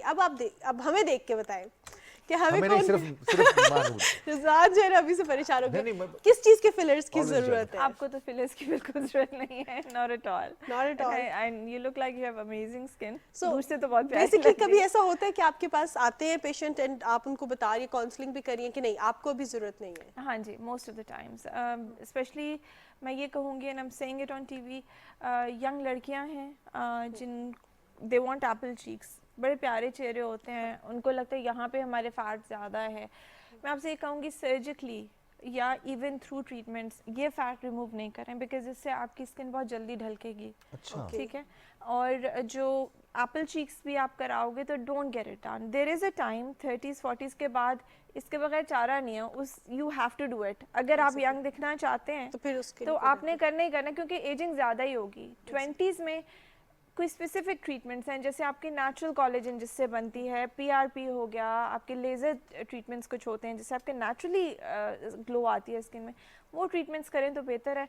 आई वुड रिकमेंड कि फिलर्स बोटॉक्स में तभी जाएं जब ज़रूरत हो। अच्छा, अक्सर हम देखते हैं डॉक्टर साहिबा के बहुत सारे लोग जिनको ज़रूरत नहीं होती, जैसे अभी आपने कहा कि बहुत सारे लोगों को ज़रूरत नहीं होती और आप उनको बता भी देते हैं, लेकिन बहुत सारे लोग सिर्फ अपने बिजनेस के लिए, अपने चंद पैसों के लिए, जो कस्टमर या क्लाइंट या जिसने अगर अपना चेहरा कुछ ठीक करवाना है, एंटी एजिंग करवानी है, उनके कहने पर वैसा कर भी देते हैं। कितना खतरनाक हो सकता है अपने चेहरे को और ऐसे लोगों को काउंसल करना कि आपकी जो स्किन है, आपका जो चेहरा है, ये बिल्कुल दुरुस्त है, अभी इसको ज़रूरत नहीं है? बहुत मुश्किल होता है, बिकॉज देयर पीपल, आजकल सोशल मीडिया की वजह से लोगों को बहुत ज़्यादा अपीयरेंस को लेके ना कोई क्रेज़ है। Exactly. So it's very difficult to explain to them. मैं उनको एक्सप्लेन भी करती हूँ, मैं उनको, अब किसी ने for example there something called HIFU, वो कराया, वो आएंगे हमने कराना है, मैं उनको मना करती हूँ, वो किसी और की तरफ जाते हैं, फेस ख़राब होके फिर दोबारा मेरे पास आते हैं कि हाँ जी, कि अब क्या करें, बिकॉज हाइफू आपके पूरे फेस के उसको ख़त्म कर देता है, फैट को। And generally now, and I am saying it on TV again and again, आप अपनी चिन कॉन्टोर के लिए यूज़ कर सकते हो, आप इसकी कॉन्टोर के लिए यूज़ करो। Please do not use HIFU on your face, it's not recommended anymore। ये आपका जो natural fat है, this fat we need for a youthful appearance, ये वाला जो fat है, ये जब ख़त्म करोगे तो स्किन आपकी ढलक जाएगी। Don't go for it। और सिर्फ ये youthful के साथ साथ आपकी जो एक मासूमियत है वो भी बरकरार रखता है फेस पे। And I tell everybody, aesthetics ये नहीं है कि आपको आप प्लास्टिक लगो। Aesthetics is about looking beautiful without looking plastic। And natural look And natural। That's really important। और इसी बात पे आपका थैंक यू भी करते हैं कि you look natural and you should not look like a plastic। You should not। Thank you so much doctor Nada. हमारे साथ डॉक्टर नदा मौजूद थी जो कि बात कर रही थी स्किन केयर के हवाले से, एंटी एजिंग के हवाले से, एंटी एजिंग ट्रीटमेंट्स के हवाले से, डूज एंड डोंट्स के हवाले से भी, क्योंकि हम कहीं भी जाते हैं, किसी रेस्टोरेंट में भी जाएं, कुछ खरीदने भी जाएं, तो बहुत से रिव्यूज़ भी पढ़ रहे होते हैं, बहुत सी रिसर्च करके जाते हैं, डिग्रीज चेक करके जाते हैं डॉक्टर की। जब भी हमने ट्रीटमेंट करवाना हो तो अपनी स्किन के लिए भी आप ऐसे करें, और जब भी किसी के पास जाए, किसी भी क्लिनिक पे जाए, तो रिव्यूज़ भी चेक करें, आप ये भी चेक करें कि उनकी क्वालिफिकेशन क्या है, और ख़ास तौर पे ये भी उनसे पहले कंसल्ट करके उन पे थोड़ा सा ट्रस्ट भी करें। जब किसी ट्रीटमेंट का कह रहे हैं कि नहीं करना, तो इट्स इम्पॉर्टेंट कि वो ना करवाएं। बहुत सारे लोग तो कहते हैं कि पैसे कम है तो डॉक्टर अच्छा नहीं है, और पैसे बहुत ज़्यादा हैं तो ये डॉक्टर बहुत महंगे हैं, तो ये वाले मामला भी होते हैं, ये भी फैक्टर्स देखे जाते हैं। बहरहाल जी, हमें न्यूज़ ब्रेक की जानी पड़ रही है। न्यूज़ ब्रेक के बाद वापस आएंगे तो कुछ मज़ीद मौज़ूआत हैं जिन पर हम आपसे गुफ्तगू करेंगे।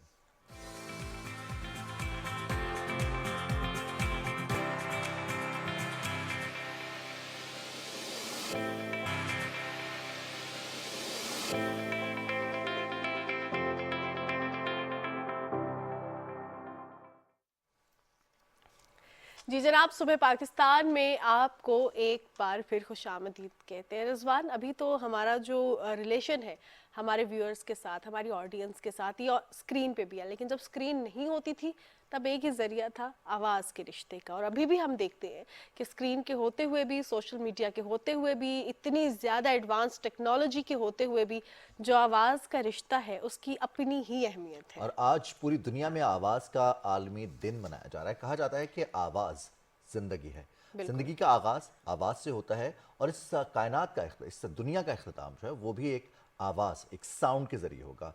और जैसे आपने कहा ना कि अब तो हम तस्वीरें देख लेते हैं, हम चेहरे देख लेते हैं, हम वीडियोस देख लेते हैं, लेकिन एक हम अब भी टेक्स्ट पढ़ें तो आवाज़ की स्ट्रेंथ और इसकी अहमियत का अंदाज़ा हम इस बात से लगा सकते हैं कि जब हम किसी का मैसेज पढ़ते हैं या किसी की तहरीर पढ़ते हैं तो हम उनकी आवाज़ को इमेजिन कर सकते हैं, तसव्वुर कर सकते हैं और वो हम उसको महसूस भी कर सकते हैं। बिल्कुल जनाब, और आज का दिन मनाने का मकसद ही आवाज़ को एक मौसर और सेहतमंद मवासिलात का अहम पहलू उजागर करना है। और ख़ास तौर पे ना सिर्फ आवाज़ को बल्कि वो लोग जो आवाज़ को कारोबार के लिए इस्तेमाल करते हैं, हमारे जैसे लोग उनको उनकी हौसला अफजाई का आज आलमी दिन है कि आप अपनी आवाज़ को ख़ास तौर पे अब with the passage of time हम इसमें टेक्नोलॉजिकल एस्पेक्ट्स देखें तो इसने बहुत इन्हेंस किया है, इसने बेहतरी भी की है, थोड़ा सा कंपटीशन भी दिया है, थोड़ा सा कॉम्प्लीमेंट भी किया है।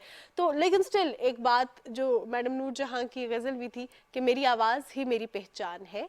तो आवाज़ जो है आजकल हम देखते हैं कि विद AI अब हम किसी की जनरेट भी कर सकते हैं, लेकिन उसके लिए हमारे पास उसकी ओरिजिनल आवाज़ होना ज़रूरी है।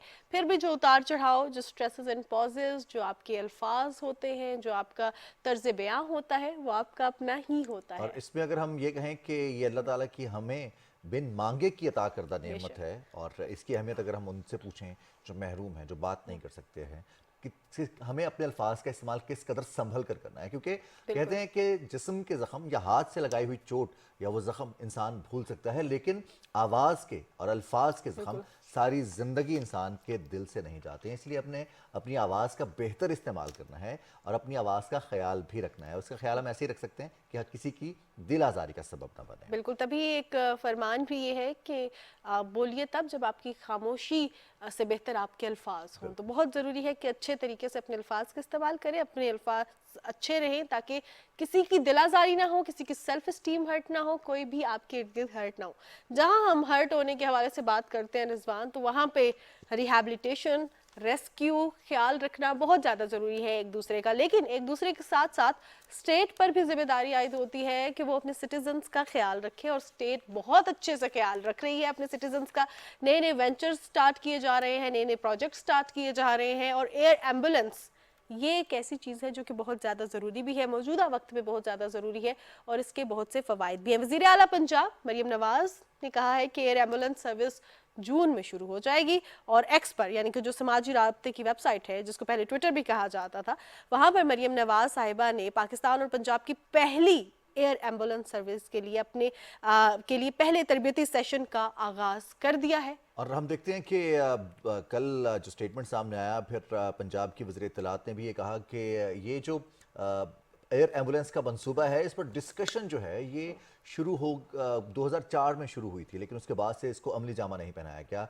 अब मौजूदा वज़ीर आला पंजाब मरियम नवाज़ का ये विज़न है कि एयर एम्बुलेंस की सर्विस फ्राहम की जाए और ये हम देख रहे हैं कि वो इदारा पाकिस्तान में जो लोगों की मदद करता है, लोगों को रेस्क्यू करता है और उन्हें रिहेबिलिटेट करता है, रेस्क्यू 1122, वहाँ पर मौजूद लोगों को न सिर्फ इसकी तरबियत का आगाज़ कर दिया गया है, एयर एम्बुलेंस में जो सर्विसेज फ्राहम की जाएंगी, तेज़ रफ्तार इमरजेंसी में आपको फ़ौरन जहाँ ज़रूरत हो वहाँ पर एयर एम्बुलेंस काम करेगी और ये बुनियादी ज़रूरियात में से एक है। और इस पर हम बात करेंगे शोबा इमरजेंसी सेक्रेटरी शोबा emergency services rescue 1122 doctor Rizwan Naseer साहब से। डॉक्टर साहब अस्सलाम वालेकुम। वालेकुम अस्सलाम। सर मुबारक हो, एक बहुत देरीना मुतालबा और रेस्क्यू 1122 के लिए एक और माइलस्टोन कि अब एयर एम्बुलेंस की सर्विस भी फ्राहम की जाएगी। जी, ये आज रेस्क्यू 1122 ने जब बिल्कुल एक निज़ाम नहीं था, लोगों को मदद नहीं मिलती थी, लोग इमरजेंसी में समझ नहीं आता था कहाँ पे कॉल करें, तो जो आज इमरजेंसी नंबर है 1122 जो कि पाकिस्तान टेलीकम्युनिकेशन अथॉरिटी ने दिया हुआ है, पूरे मुल्क में अब नंबर फंक्शनल है, उसके अंदर आज 1.5 करोड़ लोगों को बिला तफरीक रेस्क्यू किया गया है और आज पंजाब में तहसील की सतह तक इमरजेंसी सर्विसेज की तोसी हो चुकी है। लेकिन इसके बावजूद हमारे, अगर आप जनूबी पंजाब देखें और कुछ ऐसे इलाके देखें जहाँ पे के बहुत ज़्यादा डिस्टेंस है, वहाँ पे हमें स्पेशलाइज्ड केयर के लिए प्रॉब्लम आती थी कि वहाँ पे चूंकि स्पेशलाइज्ड हॉस्पिटल नहीं है। अगर मैं ऐसे इलाकों की बात करूँ जिस तरह बक्कर है, मियाँ वाली है, बहावल नगर है, वहां से समटाइम्स अगर कोई हेड इंजरी का पेशेंट था, पॉलीट्रॉमा का पेशेंट था जिसको मल्टीपल फ्रैक्चर्स थे, या कोई ऐसा क्रिटिकल पेशेंट था जब उसको हमें शिफ्ट करना पड़ता था, समटाइम्स 4-4 घंटे लग जाते थे किसी स्पेशलाइज्ड हॉस्पिटल में जाते हुए। तो वो एक बहुत प्रॉब्लम थी। तो जिस वक्त ये चीज़ प्रेजेंट हुई कि जब तक वो स्पेशलाइज्ड हॉस्पिटल बनेगा या उस पर जितना खर्चा, बिकॉज उस पर बहुत ज़्यादा खर्चा आता है, जिस तरह साहिवाल के हम हॉस्पिटल को अपग्रेड कर रहे हैं उस पर तकरीबन वो 7 अरब रुपए का खर्चा आ रहा है। तो हमें एक कॉस्ट इफेक्टिव और एक सोल्यूशन चाहिए था जाके हम ऐसे मरीजों को भी शिफ्ट कर सकें, प्लस इमरजेंसी और डिजास्टर जिस तरह फ्लड होता है, जिस तरह हमारी फॉरेस्ट फायर्स होती है, उनकी सर्विलेंस के लिए भी हमें एक एयर एम्बुलेंस और एयर रेस्क्यू सर्विस की जरूरत थी। जब ये चीज़ डिस्कस हुई और सारी चीज़ों के ऊपर, तो उस पर वज़ीर आला पंजाब ने इनिशिएटिव लिया कि जी हमें इसको ज़रूर करना चाहिए, और उसके साथ ही ये सर्विस का एक हमें टारगेट दिया गया और उसको एक रिकॉर्ड पीरियड में ताकि उसको हम कंप्लीट करें। और उसमें हमने फिर ये सारा जो देखते हुए इंटरनेशनल गाइडलाइंस के मुताबिक हमने अमेरिकन जो कॉलेज ऑफ इमरजेंसी फिजिशियंस और जो एयर मेडिकल डिस्पैच की जो गाइडलाइंस है उनके मुताबिक पूरा इसको प्लान किया। और चूंकि हमारे ये जो क्रिटिकल पेशेंट्स को शिफ्ट करना है वो हमारा 100 मील से ज़्यादा का डिस्टेंस है, जहाँ पे कि हमें 2 घंटे से ज़्यादा टाइम लगता है किसी भी क्रिटिकल पेशेंट को स्पेशलाइज केयर पहुँचाने में। तो उनके लिए फिर हमने ये पूरी डिज़ाइन की और उसके मुताबिक ये हमने अब ट्रेनिंग का आगाज़ किया है।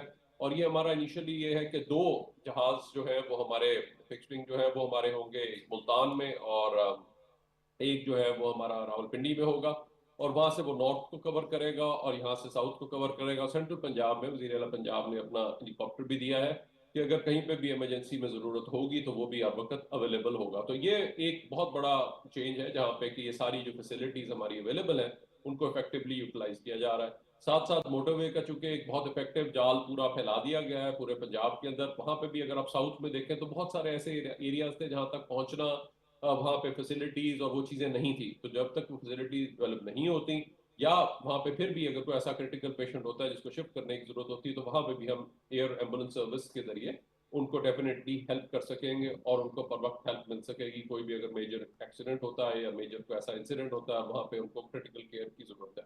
तो इसी चीज़ को मद्देनजर रखते हुए फिर कैबिनेट ने बाकायदा अप्रूवल दिया और आज हमने फॉर्मल अप्रूवल के बाद पूरा प्रोसेस करने के बाद अब हमारी बाकायदा उसकी ट्रेनिंग शुरू हो गई और इंशाल्लाह जून में हम बाकायदा तौर पे एक अपनी जो एयर एम्बुलेंस सर्विस का आगाज कर देंगे। डॉक्टर साहब, ये एक बहुत बड़ा इकदाम है ख़ास तौर पे हेल्थ के शोबे में। तो अब जो रेस्क्यू 1112 का स्टाफ है जो इस एयर एम्बुलेंस में जिसकी तरबियती सेशंस चल रहे हैं, कोई स्पेसिफिक डेडिकेटेड स्टाफ है या रोटेशनल बेसिस पे डिफरेंट स्टाफ मेंबर्स को इस पे गाइड किया जा रहा है मुल्तान के और रावलपिंडी के, ताकि इन केस ऑफ एमरजेंसी अगर वो स्टाफ मेंबर्स जो जिनकी तरबियत की गई है एयर एम्बुलेंस के हवाले से वो अवेलेबल ना हो, तो क्या कोई अल्टरनेट सोर्स होगा इस हवाले से? जी डेफिनेटली इसके लिए तो पूरी तैयारी की जाती है और यही सी चीज़ के लिए हम टाइम पीरियड ये ले रहे हैं बीच में, ताकि इसमें देखा जाए एक तो पायलट्स होंगे जो कि वहाँ पे अवेलेबल होना होता है, फिर उसके बाद जो हमारा ट्रेन पैरामेडिक्स हैं या डॉक्टर्स हैं वो होंगे, उनकी फिर एयर में जिस वक्त जाना है उसकी चूंकि अलहदा से नीड्स होती हैं, उन सब चीज़ों को मद्देनजर रखते हुए इनके लिए अलहदा से ट्रेनिंग प्रोग्राम, अलहदा से इनके लिए हम वो सारी चीज़ें कर रहे हैं ताकि जब ऐसे क्रिटिकल पेशेंट्स को शिफ्ट किया जा रहा हो तो उनकी इंतहाई निगहदाश्त, जिसमें आपको वेंटिलेटर की समटाइम ज़रूरत पड़ती है या और किसी चीज़ की ज़रूरत पड़ती है, तो उनको किस तरह से मॉनिटर करना है और किस तरह से उनकी ट्रीटमेंट करनी है, वहाँ पे हम ये सारी की सारी स्पेशलाइज चीज़ें शामिल कर रहे हैं। और ऑब्वियसली उनका, और अगर कोई फर्ज करें उनको कोई इमरजेंसी है, उनके लिए बैकअप भी जो है वहाँ पे रखा जाएगा।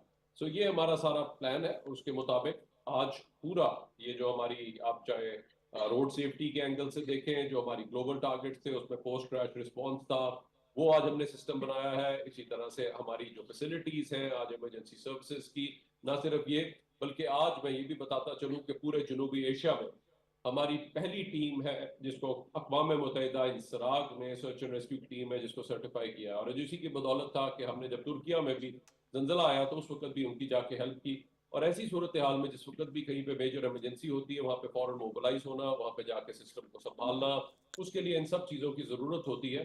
तो उसके लिए आज बैनुल-अक़वामी मेयार की लोगों को इमरजेंसी और रेस्क्यू सर्विसेज फराहम करना ये हुकूमत पंजाब की तरजीह है। और आज इसी की बदौलत कहीं पे भी हो, कोई गरीब शख्स भी हो, उसको एक नंबर डायल करता है तो उसको ये एहसास तहफ़्फ़ुज़ होता है कि चाहे दिन हो, चाहे रात, आंधी हो, चाहे तूफान, ज़लज़ला हो, चाहे आग, कोई भी इमरजेंसी होगी तो उनको इवन हम एनिमल रेस्क्यू तक जो है वो परफॉर्म करते हैं। आग पे भी हम रिस्पॉन्ड करते हैं जिसपे आज हमने 2,20,000 फायर इंसिडेंट्स पे बर वक्त रिस्पॉन्स करके और पेशा वाराना फायर फाइटिंग की बदौलत अब तक 650 अरब से ज़्यादा के नुकसान बचा चुके हैं। तो ये सारी चीज़ें जो है हमने हर इंसिडेंट के बाद अपने आप का एनालिसिस करते हैं और उसमें एक सिस्टम को स्ट्रेंथन करते हैं ताकि लोगों को ये एहसास तहफ़्फ़ुज़ हो कि किसी भी इमरजेंसी में उनकी मदद के लिए हुकूमत ने एक मौसर इमरजेंसी सर्विसेज का निज़ाम बनाया हुआ है जो कि उनकी मदद के लिए हर वक्त मौजूद है। डॉक्टर साहब, यकीनी तौर पर ये हमारे बहुत सारे अनसंग हीरोज़ हैं जिन पर लोग एतमाद करते हैं और मुश्किल वक्त में याद करते हैं और डेली बेसिस पर हीरोइक समय नज़र आते हैं। हमारे रेस्क्यू 1122 के जो अहलकार हैं वो पूरी टीम की तरह काम करते हैं। अब यहाँ पर एक सवाल पैदा होता है कि तैयारे तो आ गए, तरबियती सेशन का आगाज़ हो गया, जो फार फ्लंग एरियाज़ की हम बात कर रहे हैं वहाँ पर कुछ अवामिल हैं लैंडिंग के, टेक ऑफ के, फिर मरीज़ को किसी ऐसे स्पॉट पर पहुंचाना जहां पर तैयारा लैंड कर सके। इस हवाले से कोऑर्डिनेशन क्या होगी? जो रेस्क्यू 1122 की टीम्स मौजूद हैं रिमोट एरियाज में, वो भी तरबियत में शामिल होंगे? ये बिल्कुल हमने ऑलरेडी एक पूरा सर्वे कंडक्ट किया और जहां जहां पे हमें ये है वहां पे हमने करीबी साइट्स भी देखी हैं। तो वहां पे हमारी सब जगहों के ऊपर ऑब्वियसली हमारे पास लैंडिंग साइट्स प्लस हमने साइज ऑफ द एयरक्राफ्ट को ऐसा रखा है जो कि इजीली शॉर्ट टेक ऑफ और शॉर्ट लैंडिंग कर सके और इवन मोटरवे के ऊपर भी ये इजीली लैंड कर सकता है। तो ऐसी हमने इन सब चीज़ों को मद्देनजर रखा है। हमने डिस्टेंस को भी देखा है कि जहाँ पे 100 मील से ज़्यादा है वहाँ पे हमें क्या और किस किस्म का ज़्यादा जो एयरक्राफ्ट है वो ज़्यादा मौसर होगा। तो इन सब चीज़ों को मद्देनजर रखते हुए इसकी सस्टेनेबिलिटी की, इसकी कॉस्ट इफेक्टिवनेस को, इस सब चीज़ों को मद्देनजर रखा गया है ताकि हम इस प्रोजेक्ट को एक इफेक्टिव, कॉस्ट इफेक्टिव और एक इफेक्टिव सोल्यूशन के तौर पे लेकर आए ताकि कोई भी हमारी मेजर इमरजेंसी है, कोई बेचारा क्रिटिकल है या कोई ऐसा सानिया है जहाँ पे आज हमने इस पूरे निज़ाम को पूरे पंजाब की सारी हर तहसीलों तक ले गए हैं, वहाँ पे ये जो एरियाज हैं जो हमारे बहुत फार फ्लंग एरियाज हैं वो भी निगलेक्टेड ना हो, क्योंकि वहाँ पे वैसे भी कॉस्ट इफेक्टिव नहीं है कि अगर हम पूरे पूरे स्पेशलाइज्ड हॉस्पिटल वहाँ पे बनाए जहाँ पे इतनी आबादी नहीं है, लेकिन उनको भी एक हक है कि उनको भी इमरजेंसी में बर वक्त मदद मिल सके। तो यहाँ पे ये सिस्टम को जो है ये बनाया गया और इसके ऊपर फौरन वज़ीर आला पंजाब ने इसकी जो है वो अप्रूव किया, कैबिनेट ने अप्रूव किया और उसके बाद इस सिस्टम को जो है हम इंशाल्लाह ये इंट्रोड्यूस करने जा रहे हैं। तो उसके लिए सारी प्लानिंग की गई है, वहाँ पे देखा गया है कि कहाँ पे हमें चाहिए, कहाँ से हमने पेशेंट को लिफ्ट करना है, करीबी कौन सी जगह होगी जहाँ पे लैंड करेंगे। तो ये सारी चीज़ों को प्लान किया गया है ताकि वहाँ पे कोई हमें शिफ्टिंग के अंदर कोई प्रॉब्लम ना, और वहाँ की हमारी टीमें भी ट्रेंड होंगी जो इजीली वहाँ पे पता होगा कहाँ पे लेकर आना है। इवन हमारा जो सिस्टम है इस वक्त भी EMDS वो हमें एग्जैक्ट लॉन्ग लैट सारी चीज़ें देता है ताकि वहाँ पे हम इजीली रिस्पॉन्ड कर सकें। सही। डॉक्टर साहब, आपसे मैं ये भी जानना चाहूँगी कि जिस तरह इसके हम सस्टेनेबिलिटी के हवाले से बात करें, इसके साथ साथ मैकेनिज्म क्या होगा अगर किसी फैमिली का कोई पेशेंट है वो डायरेक्ट इस एयर एम्बुलेंस से रिक्वेस्ट करेगा कि इन केस खुदा ना खास्ता या समटाइम्स पता होता है कि इमरजेंसी की सिचुएशन पैदा हो सकती है अगले 24 घंटे में, या किसी स्पेसिफिक गवर्नमेंट हॉस्पिटल के डॉक्टर्स रिकमेंड करेंगे तो तब इस सर्विस को अवेल किया जा सकेगा, इसका क्या मैकेनिज्म होगा? जी, इसके लिए इंटरनेशनल गाइडलाइंस हैं called the air medical dispatch. Air medical dispatch की बाकायदा इंटरनेशनल गाइडलाइंस हैं कि कौन सा पेशेंट है, अगर हेड इंजरी का पेशेंट है, पॉलीट्रॉमा का पेशेंट है या कार्डियक में कौन सी कैटेगरी है जिसको हमने शिफ्ट करना है। तो प्लस अगर इमरजेंसीज है, कहीं पे फ्लड है कि जी बहुत ज़्यादा पानी फैल गया है, पूरे पूरे एरियाज जो इफेक्ट, उनको हमें सर्विलेंस की जरूरत होती है क्योंकि हमें अक्सर इंफॉर्मेशन सही नहीं आ रही होती कि जी वहाँ पे 1000 बंदा ट्रैप्ड है, जो कि एक्चुअली ट्रू नहीं होता।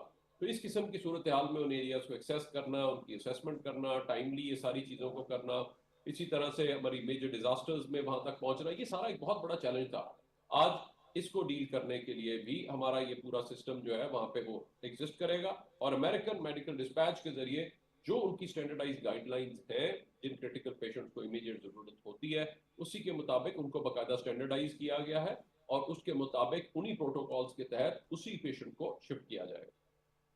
डॉक्टर साहब, हम देखते हैं कि रेस्क्यू 1122 ने जो सर्विसेज फ्राहम की हैं डिज़ास्टर्स में या फिर इमरजेंसी की सूरत हाल में, रोड एक्सीडेंट्स हो या फिर कहीं पर खुदा न खास्ता आग लगने का वाक़या पेश आए, वहाँ पर भी जो रिस्पांस टाइम है, अब कौन कौन से ऐसे शोबाजात हैं आपकी मौजूदगी का हम फ़ायदा उठाना चाहते हैं कि उनके हवाले से भी अब इमरजेंसी सर्विसेज को मद्देनज़र रखते हुए मज़ीद फ़रोग़ देने के लिए या फिर उसमें एक्सटेंड करने के लिए सर्विसेज को काम किया जा रहा है? आइंदा के प्रोजेक्ट्स कौन से हैं? जी, इसमें हमारी जो है जहाँ पे आज बुनियादी हमने इमरजेंसी सर्विसेज का निज़ाम बना दिया है, वहाँ पे आज कोई भी इमरजेंसी हो, इमरजेंसी एम्बुलेंस चाहिए हो, रेस्क्यू हो, फायर सर्विस हो, इवन एनिमल रेस्क्यू अगर आप देखें तो 5,000 के करीब हम डेली इमरजेंसीज जो है उनको रिस्पॉन्ड करते हैं, जिसमें मेडिकल इमरजेंसीज भी हैं, हादसा भी हैं, जिसमें हर किस्म के, इवन सैलाब पिछले साल 3,18,000 जिस वक्त सतलुज के अंदर आया, पूरा कसूर से लेकर पंजनद तक हमने day and night operation conduct किया, और जिसमें अल्लाह का शुक्र है कि कोई भी अमवात जो है उस वक्त नहीं हुई, बिकॉज हमने टाइमली इवैक्यूएशन कर ली थी, ना सिर्फ इंसानों की बल्कि जानवरों को भी हमने निकाला, बिकॉज उसके बगैर लोग निकलने को तैयार नहीं थे। तो आज ये निज़ाम, ये सिस्टम एग्जिस्ट करता है, जिसको अब एक्सपैंड करके खैबर पख्तूनख्वा, सिंध और बलूचिस्तान में भी हम बना रहे हैं, और इस वक्त हमने 24,000 के करीब लोगों को ट्रेन किया है बाकायदा इंटरनेशनल स्टैंडर्ड पे। आज एकेडमी लाहौर में मौजूद है जो कि इनकी ट्रेनिंग कर रही है, और ना सिर्फ मुल्क में बल्कि मुल्क से बाहर भी हम लोगों की ट्रेनिंग कर रहे हैं, और दीगर ममालिक के लोगों की ट्रेनिंग भी हम इस वक्त जो है वो कर रहे हैं। तो ये अल्लाह का शुक्र है कि ये सिस्टम जो है वो बन गया है। अब हमारा कुछ एरियाज रह गए थे, जिस तरह मोटरवेज के ऊपर था कि जी सारे मोटरवेज कवर्ड नहीं थे, तो इंशाल्लाह जून तक हमारी कोशिश होगी, साथ ही साथ हम मोटरवेज को भी पूरा कवरेज दे दें, और ताकि मोटरवे पे भी अगर कहीं पे भी हमें रोकना पड़ता है और वहाँ पे रोक के वहाँ पे शिफ्ट करना पड़ता है पेशेंट्स को, वो भी हम कर सकते हैं। तो साइमल्टेनियसली जहाँ पे हम एयर एम्बुलेंस सर्विस को लॉन्च कर रहे होंगे, वहीं पे हमारी ये जो इमरजेंसी एम्बुलेंस सर्विस है वो भी पूरी मोटरवेज के ऊपर आ जाएगी, ताकि वहाँ पे भी अगर कहीं पे भी हमें उसको वो करना पड़ता है, वहाँ पे ब्लॉक करके तो आगे वहाँ पे ले जाना पड़ता है, तो वो भी हम कर सकें और वहाँ से भी पेशेंट को लिफ्ट कर सकें। तो ये पूरा एक प्लानिंग है, उसके जरिए हम ये कर रहे हैं। ना सिर्फ ये, फिर हम वॉलंटियर्स को ट्रेन कर रहे हैं, क्योंकि अगर खुदा ना खास्ता बड़ा सानिया आता है तो आज हमारी कम्युनिटी इमरजेंसी रिस्पांस टीम हर यूनियन काउंसिल में मौजूद है। और मैं लोगों से ये अपील करूंगा कि आज हमारा साथ दें, और उसके लिए बहुत आसान है कि हम पाक लाइफ सेवर प्रोग्राम है प्राइम मिनिस्टर साहब का, उसके ऊपर वो जाएं, फौरन उसको कनेक्ट करें और उसके साथ जाके ऑनलाइन वो ट्रेनिंग हासिल कर सकते हैं जान बचाने की, यानी CPR की ट्रेनिंग हासिल कर सकते हैं। तो जब वो ट्रेनिंग हासिल करेंगे, खुदा ना खास्ता उनके घर में कोई इमरजेंसी होगी तो फौरन वो मदद कर सकते हैं। तो हमारा वो इस मिशन के अंदर हमारा वो साथ दे सकते हैं। सिर्फ उन्होंने पाक लाइफ सेवर पे जाना है, और अगर उससे अगले लेवल पे जाना चाहते हैं तो वो रेस्क्यू स्काउट बन सकते हैं और हमारी टीम के साथ आके काम कर सकते हैं। और तीसरा काम जो इस वक्त हुकूमत पंजाब ने अप्रूव किया वो है हमारा रेस्क्यू इंटर्नशिप प्रोग्राम, जिसमें इंशाल्लाह जल्दी वो भी ऑफर कर रहे होंगे, ताकि लोग अगर आके हमारे साथ काम भी करना चाहें तो हम उनको भी ऑफर करेंगे, ताकि वो कल को एक जिम्मेदार शहरी बन सके और कंट्रीब्यूट कर सके। साथ ही साथ जो आखिरी चीज मैं जरूर लोगों से अपील करूंगा कि आज जहाँ पे इमरजेंसी सर्विसेज का बुनियादी निज़ाम मौजूद है, और खुसूसी तौर पे मैंने ईद पे ये देखा और ईद की छुट्टियों में देखा कि जो हमारा यंगस्टर्स हैं वो मोटर बाइक लेके इतना डेंजरस तरीके से चलाते हैं, और जब हम उनको रोजाना उठाते हैं, जख्मी उठाते हैं, और 500 के करीब लोग डेली बेसिस के ऊपर माजूर होते हैं जो कि अस्पताल जाते हैं और किसी ना किसी माजूरी के साथ वो वापस जाएंगे, और तकरीबन 10 से 15 अमवात होती हैं। तो वहाँ पे मैं लोगों से अपील करूंगा कि एहतियाती तदाबीर जरूर फॉलो करें, और खुसूसी तौर पे जो मोटर बाइक चला रहे हैं वो पूरी एहतियात से चलाएं, साइड लेन में रहें और अपनी स्पीड 50 से ऊपर ना लेके जाएं, क्योंकि कल को हाई स्पीड में गाड़ियों के दरमियान चलते हुए थोड़ा सा किसी गाड़ी के साथ आपने टच होना है, और उसके बाद जब आप गिरेंगे तो खुदा ना खास्ता वो एक बहुत डेथ भी हो सकती है और बहुत सीरियस इंजरी भी हो सकती है। तो हमारा ना सिर्फ जिंदगियां बचाने में साथ दें बाय लर्निंग पाक लाइफ सेवर प्रोग्राम पे जाकर, बल्कि हमारा इन इमरजेंसीज को प्रिवेंट करने में भी मैं आपसे भी रिक्वेस्ट करूंगा, मैं मीडिया से भी रिक्वेस्ट करूंगा, सबसे मिलकर कि हमने ये शऊर और आगाही लेकर आना, ताकि जो बढ़ती हुई इमरजेंसीज की शरह है खुसूसी तौर पर ट्रैफिक हादसा की वजह से उसको हम कम कर सकें और एक महफूज मुआशरे की बुनियाद रख सके, जहाँ पे आज हमने बुनियादी इमरजेंसी सर्विसेज का हक जो है वो फराहम किया है लोगों को पाकिस्तान के अंदर।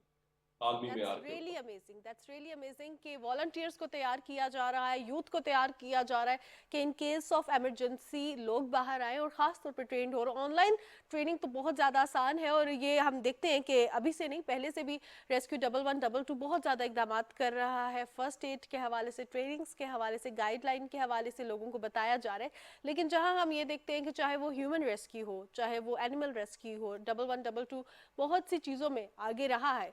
तो क्या ये जो एयर एम्बुलेंस है, क्या इसका भी कोई फ्यूचरिस्टिक गोल है आगे कि इसको किस तरह एक्सटेंड किया जाएगा, या अभी तो ये मुल्तान और रावलपिंडी में है, ये इन रीजन्स को कवर करेगी ऑब्वियसली पंजाब पूरे को, बट स्टिल इसका क्या, इसको आगे लेके चलने के हवाले से एट द एंड आपसे जानना चाहूंगी कि क्या फ्यूचर गोल्स हैं, विजन क्या है इसके हवाले से?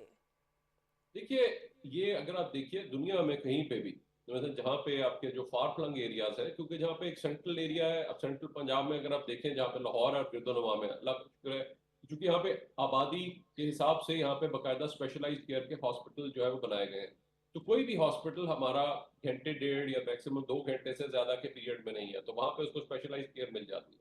लेकिन जो दूर दराज इलाके हैं, वहां पे स्कैटर्ड पॉपुलेशन होती है, वहां पे इस किस्म की चीजें प्रोवाइड करना मुश्किल होता है। तो ऐसे ही इलाकों के लिए अगर सारी दुनिया में अगर आप देखें तो वहां पे ये सर्विसेज को प्रोवाइड किया जाता है, और इनको हम देखते हुए और इनके रिजल्ट्स को देखते हुए फिर इसके मुताबिक जिस चीज की भी जरूरत होगी और मजीद तौसीक की जरूरत होगी, कोई नई चीज की जरूरत होगी, वो हम साथ साथ करते हैं, ताकि हर पायलट प्रोजेक्ट के बाद हम बाकायदा अपनी इवैल्यूएशन करते हैं, डीब्रीफिंग करते हैं, और फिर फैसला किया जाता है कि मजीद इसको हमने किस तरह से आगे लेके चलना है। तो ये हमारी एक स्ट्रेटेजी रही है, और रेस्क्यू 1112 ने अगर कामयाबी की तो जहां सिर्फ आज 14 एम्बुलेंस से शुरू किया, तो आज हमने पूरे पंजाब के अंदर तहसील की सतह पर तोसी की, फायर सर्विसेज बनाई जिसने आज 650 अरब के नुकसानात को बचाया है।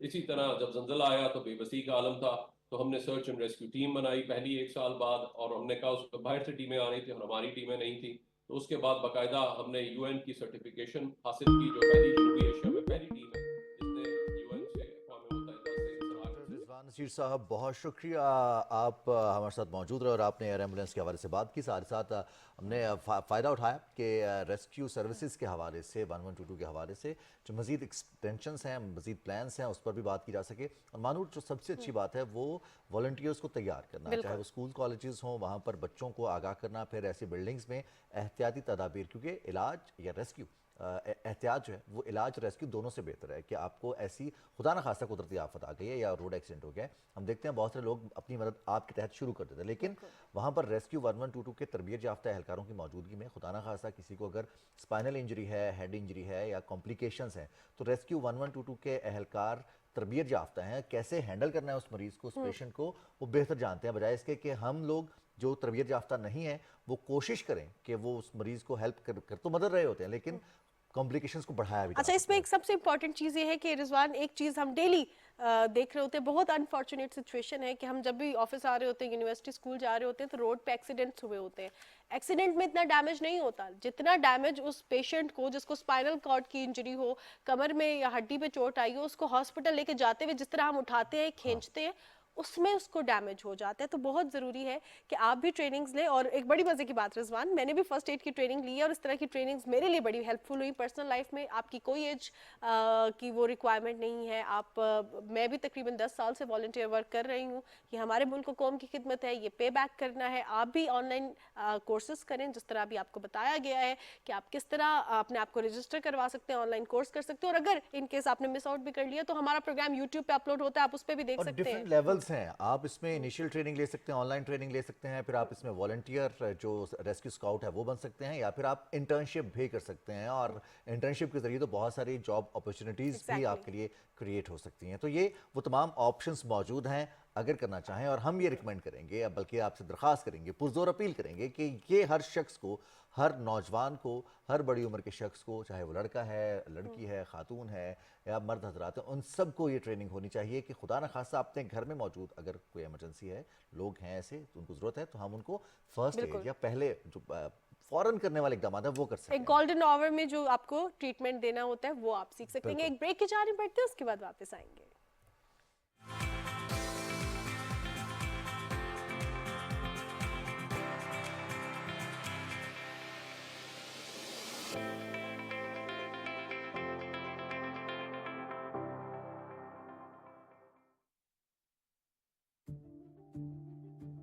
सच क्या है और फरेब क्या?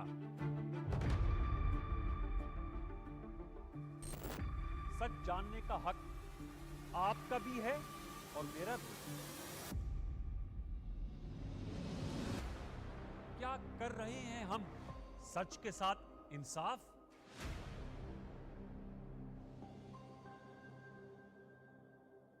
सच तो यह है कि सच बोलना, सुनना और बर्दाश्त करना मुश्किल है। कोशिश जारी रखेंगे हक़ाइक़ सामने लाने की और झूठ का पर्दा चाक करने की। प्रोग्राम सच तो ये है में देखिए सैयद अनवारुल हसन के साथ रात 10:05 पर सिर्फ पीटीवी न्यूज़ पर।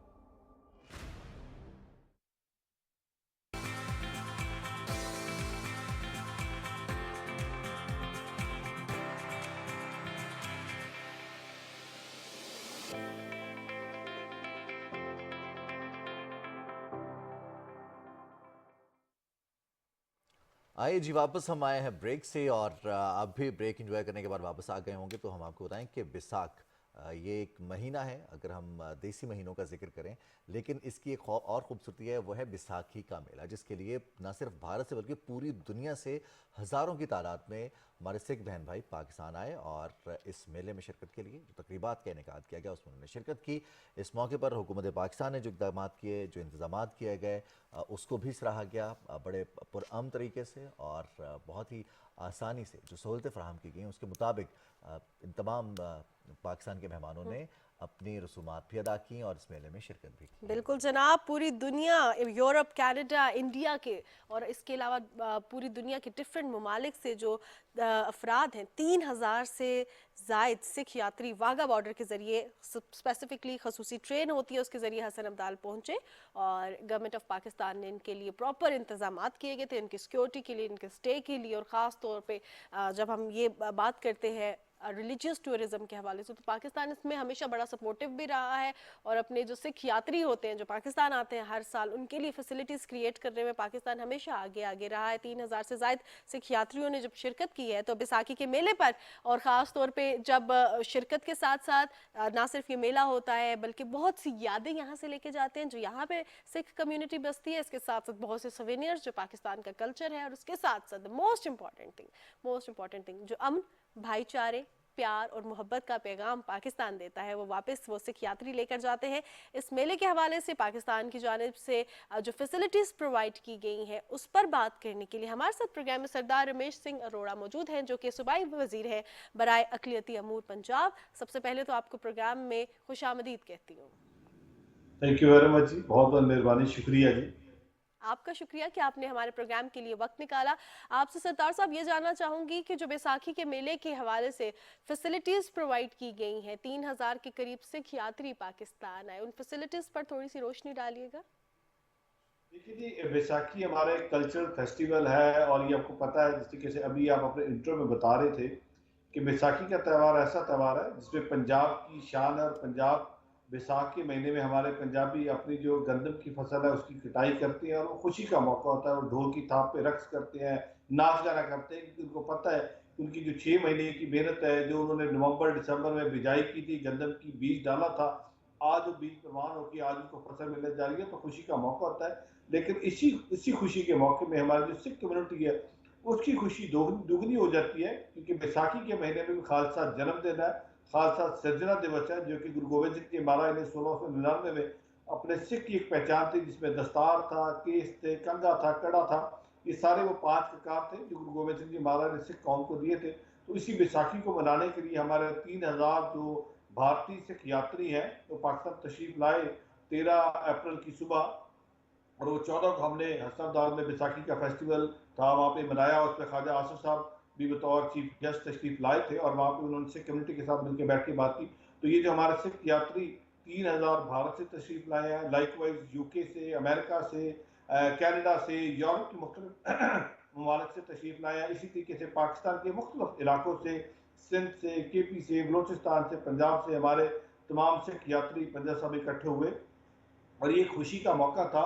उनके लिए फुल प्रूफ सिक्योरिटी का इंतजाम किया था। मेरी खुद 3 से 4 कोऑर्डिनेशन मीटिंग हुई। मैं स्पेशली मोहतरमा मरियम नवाशी साहबा का शुक्रिया अदा करता हूँ जिन्होंने इस बैसाखी को पंजाब की सतह पे सरकारी तौर पे मनाने का ऐलान किया। हम 20 तारीख को बहुत ग्रैंड इवेंट करने जा रहे हैं जिसमें हम तमाम जो सिख यात्री भारत से तशरीफ लाए वो भी शामिल होंगे, बाकी पंजाबी भी शामिल होंगे। पाकिस्तान की खूबसूरती है कि पाकिस्तान इंटरफेथ थामने का गहवारा है। यहाँ पे मुख्तलिफ मज़ाहिब के लोग रहते हैं, लेकिन अब तमाम मिलके एक कौम बनती है और वो कौम पाकिस्तानी कौम कहलाती है। तो मैं पाकिस्तान की सरकार का, खासकर पाकिस्तान की आवाम का शुक्रिया अदा करता हूँ जब हमारे भारतीय सिख यात्री आते हैं, जिस तरीके से उनको प्यार मोहब्बत देते हैं, और जब यहाँ से वापस जाते हैं तो हमारे एम्बेसडर बन के जाते हैं और पाकिस्तान जिंदाबाद का नारा लगाते हैं। जिस तरह मैं पहले अर्ज कर रहा था कि हमने पंजाब गवर्नमेंट ने भी इस पर पूरा सपोर्ट करी है गवर्नमेंट ऑफ पाकिस्तान को, क्योंकि वैकू ट्रस्ट प्रॉपर्टी बोर्ड और पाकिस्तान सिख गुरुद्वारा प्रबंधक कमेटी जिसका मैं प्रेसिडेंट भी हूँ, हम सब मिलके जो हमारे सिख यात्री भारत से तशरीफ लाए हैं उनकी तवाज़ो हमारे पास, हमने उनके लिए लंगर का इंतजाम किया हुआ है, रिहाइश का इंतजाम किया हुआ है, उनकी फूड प्रूफ सिक्योरिटी का इंतजाम है, मेडिकल के लिए हेल्थ फैसिलिटीज है, खुदा न खास्ता अगर हमारा यात्री बीमार होता है तो उसके लिए बाकायदा हमने हेल्थ फैसिलिटी का पूरा इंतजाम किया है। जो ट्रेन स्पेशल ट्रेन, क्योंकि पहले हमने 3 साल से, हम पिछले 4 साल से हम इनको थ्रू बसेस लेके जा रहे थे, लेकिन जैसे ही मैं प्रधान बना तो मुझे बार बार सिख कम्युनिटी की तरफ से, भारत की सिख कम्युनिटी की तरफ से एक हुक्म सादर हुआ कि आप इस दफ़ा में ट्रेन पे लेके जाए। तो मैं शुक्रिया करता हूँ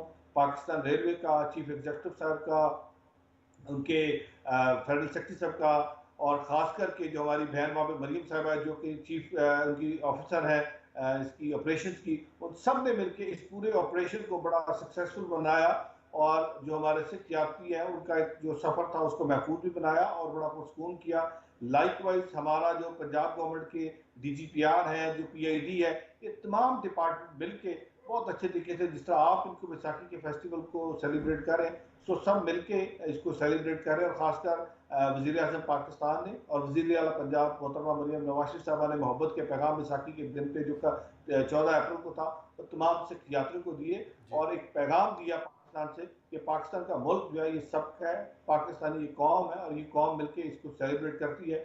14 अप्रैल को जहाँ पे बहुत सारे बाकी लोग आए थे इंटरफेथ हार्मनी के हवाले से, वहाँ पे हमने डिप्लोमेट्स को भी मौजूद किया था। और आपको ये सुन के खुशी होगी कि जो मुख्तलिफ ममालिक के डिप्लोमेट्स गुरुद्वारा पंजा साहब तशरीफ लाए थे, जब वो 3-4 घंटे वहाँ पे रुक के सिख कम्युनिटी के साथ मिले, उनके साथ वन ऑन वन डायलॉग किया, उनके साथ मिलके सेलिब्रेट किया, तो दे वाज सो हैप्पी। उनका पैगाम यही था कि पाकिस्तान के अंदर वाकई इंटरफेथ हार्मनी है, पाकिस्तान के अंदर मोहब्बत है, और जो पाकिस्तान की कौम है, जो पाकिस्तान की अवाम है, खासकर जो हमारे मुसलमान भाई हैं, जिस तरीके से वो सिख दोस्तों को, सिख भाइयों को वेलकम करते हैं, इसकी मिसाल कहीं और नहीं मिलती। ज़बरदस्त, और आपको भी बहुत बहुत मुबारकबाद पेश करते हैं इतने ज़बरदस्त इंतज़ाम करने पर। और हम देखते हैं जो मुक़द्दस मकामात हैं हमारे सिख बहन भाइयों के, बड़ा ख्वाब होता है वो इन मकामात पर आएँ और फिर जो सहूलियात फ़राहम की जाती हैं, जो इंतज़ाम किए जाते हैं, थोड़ा सा हमारे नाज़रीन को आगाह कीजिएगा। बहुत सारे नए नाज़रीन देख रहे हैं और दुनिया भर में देख रहे हैं, और वो आना चाहते हैं पाकिस्तान, पंजा साहब आना चाहते हैं या फिर ननकाना साहिब आना चाहते हैं। कौन कौन सी रसूमात अदा की जाती हैं बैसाखी के मेले पर, और कौन कौन सी ऐसी इबादत की जाती हैं जिसका इंतज़ार करते हैं बहुत सारे लोग दुनिया भर में? देखिए जी, एक चीज़ तो हमें बार बार हम इनवाइट करते हैं, जो हमारा सिख डायस्पोरा बैठा हुआ है, कनाडा में बहुत बड़ी तादाद है, अमेरिका के अंदर है, UK के अंदर है, यूरोप में है, मलेशिया में है, थाईलैंड में, हर जगह पे हमारे सिख भाई ऑस्ट्रेलिया के अंदर मौजूद है। तो एक तो हम उनको मदऊ करते हैं कि देखिए पाकिस्तान आपका दूसरा घर है, और पाकिस्तान की आवाम हमेशा बाहें खोल के, आंखें बिछा के आपको पाकिस्तान आने पे खुशामदीद कहती है और आपको अपने सर का ताज बनाती है। इसमें कोई शक नहीं कि कुछ ऐसी कुव्वतें हैं जिनके अपने वेस्टेड इंटरेस्ट है, वो पाकिस्तान को डिस्टेबलाइज करने की बातें करते हैं, पाकिस्तान को आइसोलेट करने की बातें करते हैं, और दुनिया में एक मनफी तासर देते हैं कि पाकिस्तान के अंदर प्यार नहीं है, पाकिस्तान के अंदर मोहब्बत नहीं है, जो एक बिल्कुल मनफी प्रोपेगेंडा है सिख को पाकिस्तान से दूर करने का। सिख का पाकिस्तान के साथ एक बहुत गहरा रिश्ता है, सिख का पाकिस्तान के साथ एक बहुत गहरा ताल्लुक है। सिख का और पाकिस्तान का जो रिश्ता है वो नाखून और गोश्त का रिश्ता है। आप सिखिज्म से अगर पाकिस्तान को निकाल दें तो सिखिज्म नामुकम्मल है। क्यों? क्योंकि सिखिज्म का जो बुनियादी जो पहला स्थान है, जो गुरु नानक साहब की जाए पैदाइश है, वो ननकाना साहब है। और अभी मैं ननकाना साहब से निकल के आया हूँ, मैं रास्ते में वहाँ पे अभी संगत पहुँची है, जो हमारे सिख यात्री है ननकाना साहब पहुँचे हैं। मैं रात उनकी लुक आफ्टर के लिए, उनके पूरे इंतजाम का जायजा लेने के लिए मैं रात उनके साथ था। उनको जब वो पहुँचे हैं तो उनको पूरा वहाँ पे उनके आराम का, उनके सुकून का, उनकी अकोमोडेशन का देखा। अभी मैं वापस आ रहा हूँ, लाहौर की तरफ रवाना हूँ, रास्ते में आपके साथ बात कर रहा हूँ। इसी तरीके से कल हमारे भारतीय सिख यात्री करतारपुर साहब तशरीफ लाएंगे। करतारपुर साहब अगेन गुरु साहब की आखिरी आरामगाह है, जहाँ पे गुरु नानक साहब ने अपनी ज़िंदगी के 18 साल गुजारे। हमारे भारतीय सिख यात्री 74 साल से दुआएं कर रहे थे, अरदासें कर रहे थे कि जो बॉर्डर के पार उस तरफ 4 किलोमीटर दूर खड़े होकर अरदास करते हैं, उनको इजाज़त नहीं थी। पाकिस्तान ने अपना दिल बड़ा किया, पाकिस्तान एक बहुत बड़ा कॉरिडोर, मैं मियां नवाज शरीफ साहब के विजन को सलूट करता हूँ। 2013 में उनकी ख्वाहिश थी, उनका ख्वाब था कि ये करतारपुर कॉरिडोर बने, और ये करतारपुर कॉरिडोर बना।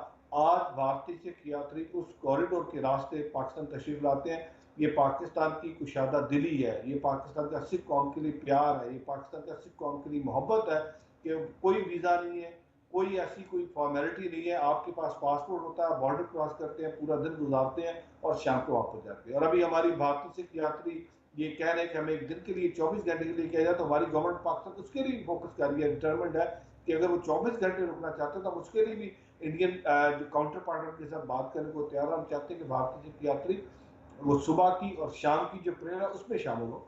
तो पाकिस्तान तो हमेशा सिख कौम को तहफ़्फ़ुज़ देता है और उनको मजहबी आज़ादी देता है। यहाँ पे जब हमारे भारतीय सिख यात्री आते हैं या दुनिया से कहीं किसी भी कोने से भारतीय सिख यात्री आते हैं, एक हमारी बहुत बड़ी जो रिचुअल होती है वो सबके लिए बड़ी एक अच्छी और एक यादगार होती है। वो एक हमारा नगर कीर्तन होता है। नगर कीर्तन गुरु ग्रंथ साहब की सवारी जो पालकी में सवार करके जितने भी गुरुद्वारे हैं ननकाना साहब के जन्म स्थान से लेके आखिरी गुरुद्वारा क्यारा साहब तक, वो पूरा शहर के अंदर एक बड़ा मेले का समा होता है। हमारे जो मुसलमान बहन भाई हैं वो उस नगर कीर्तन को नॉर्मली हमारे लोकल ज़बान में उसको जुलूस कहते हैं, तो उस नगर कीर्तन जुलूस को देखने के लिए पूरा साल इंतजार करते हैं। और वो फूलों की बरखा होती है, हेलीकॉप्टर से उसके ऊपर फूलों की बरखा की जाती है, लोग उस पर छबीलें लगाते हैं, लोग उस पर अपनी एक हमारा मुसलमान भाई ऐसा जो रेड कारपेट बिछाता है 2 किलोमीटर, और वो कहता है गुरु ग्रंथ साहब की सवारी आ रही है, वो पूरा रेड कारपेट बिछा के उनका इस्तेमाल करते हैं। तो ये पाकिस्तान के अंदर हमारे मुख्तलिफ रंग हैं। हमारे सिख धर्म की जो नुमाया और जो हिस्टोरिकल जो स्थान है, गुरु नानक जी का जन्म स्थान यहाँ पे है। चौथे गुरु रामदास जी जिन्होंने लाहौर जिनकी जाए पैदाइश है और लाहौर से जाके उन्होंने अमृतसर सिटी बसाया था, उनका जाए पैदाइश लाहौर में है। पांचवें गुरु अर्जन देव जी महाराज जिनकी और हजरत मियाँ मीर साहब की दोस्ती और उनकी मोहब्बत लाजवाल थी, एक रूहानी और स्पिरिचुअल उनकी मोहब्बत थी, और वो उनकी शहीदी स्थान पाकिस्तान के अंदर है। महाराजा रणजीत सिंह वो सन ऑफ द सॉइल जिन्होंने 40 साल इस सब कॉन्टिनेंट में राज किया और अपना सिक्का जमाया, इंटरफेथ हार्मनी और सोशल जस्टिस की बहुत सारी मिसालें दी, उनकी जाए पैदाइश लाहौर में। तो इसी तरीके से पाकिस्तान के अंदर मुख्तलिफ जो हमारे गुरुद्वारा जात हैं, मुख्तलिफ हमारी मजहबी इबादत गाहें हैं, वो पाकिस्तान के अंदर है, पाकिस्तान के अंदर महफूज है। और पाकिस्तान सिख गुरुद्वारा प्रबंधक कमेटी उनका मेन काम ही फोकस ही है कि हमने जो सिख शराइन्स हैं उनको किस तरीके से प्रिजर्व करना है। और जो खासकर हमारे भारतीय सिख यात्री और जो इंटरनेशनल सिख डायस्पोरा मुझे इस वक्त देख रहा है, सुन रहा है, मैं उनको ये बताते हुए मुझे फख्र हो रहा है कि पाकिस्तान दुनिया में शायद वह मुल्क है जहाँ पे आपको जो सिख इस तरीके से साबित सूरत नजर आएगा, दस्तार बांधे हुए, पूरी दाढ़ी के साथ, अपने पूरे जो गुरु साहब के 5 ककार उनके साथ। और यहाँ पे क्योंकि हमारे मुसलमान भाई हमें बड़ी रिस्पेक्ट देते हैं, बड़ा प्यार देते हैं जब हमें इस रूप में देखते हैं कि, और वो बड़ी इज्जत के साथ एहतराम के साथ पेश आते हैं। तो ये उनकी मोहब्बत है, ये उनका प्यार है। और अभी हम कुछ ही दिनों में एक और बहुत बड़ी खुशखबरी हम अपनी सिख कौम को देने जा रहे हैं कि पाकिस्तान दुनिया के अंदर पहला मुल्क इंशाल्लाह बन जाएगा जहाँ पे हम बाकायदा तौर पे सिख मैरिज एक्ट पंजाब में लागू करने जा रहे हैं। अभी मैं जैसे जिस दिन मिनिस्टर बना तो उसके जो रूल्स ऑफ बिजनेस थे वो पिछले 4-5 साल से पेंडिंग थे, उस पर हमने काम शुरू कर दिया, वो अभी प्रोसेस में है, लॉ डिपार्टमेंट के पास पड़े हैं, जहाँ से जैसे वहाँ से बैठ होकर आते हैं प्रोविंशियल कैबिनेट उनको अप्रूव कर देगी और इंशाल्लाह पाकिस्तान दुनिया में पहला मुल्क होगा जहाँ पे सिख मैरिज एक्ट पास होकर लागू हो जाएगा। तो ये मोहब्बत है, ये प्यार है पाकिस्तानी कौम का, पाकिस्तान की हुकूमत का, खासकर जो मियाँ नवाज शरीफ साहब की हुकूमत है, मियाँ नवाज शरीफ साहब के साथ मियाँ शहबाज शरीफ साहब और मरीम नवाज शरीफ साहब की हुकूमत है, उनका सिख कौम के लिए तोहफा है। और हम चाहते हैं कि हमारे सिख भाई जो है वो बार बार पाकिस्तान आए, उनकी आंखों की ठंडक को, वो ननकाना साहब जाएँ, करतारपुर साहब जाएँ, पंजा साहब जाएँ, रूड़ी साहब जाएँ, लाहौर जाएँ, और बहुत सारे जो हमारे ऐसे गुरुद्वारे हैं वहाँ पर जाकर उनके दर्शन करें।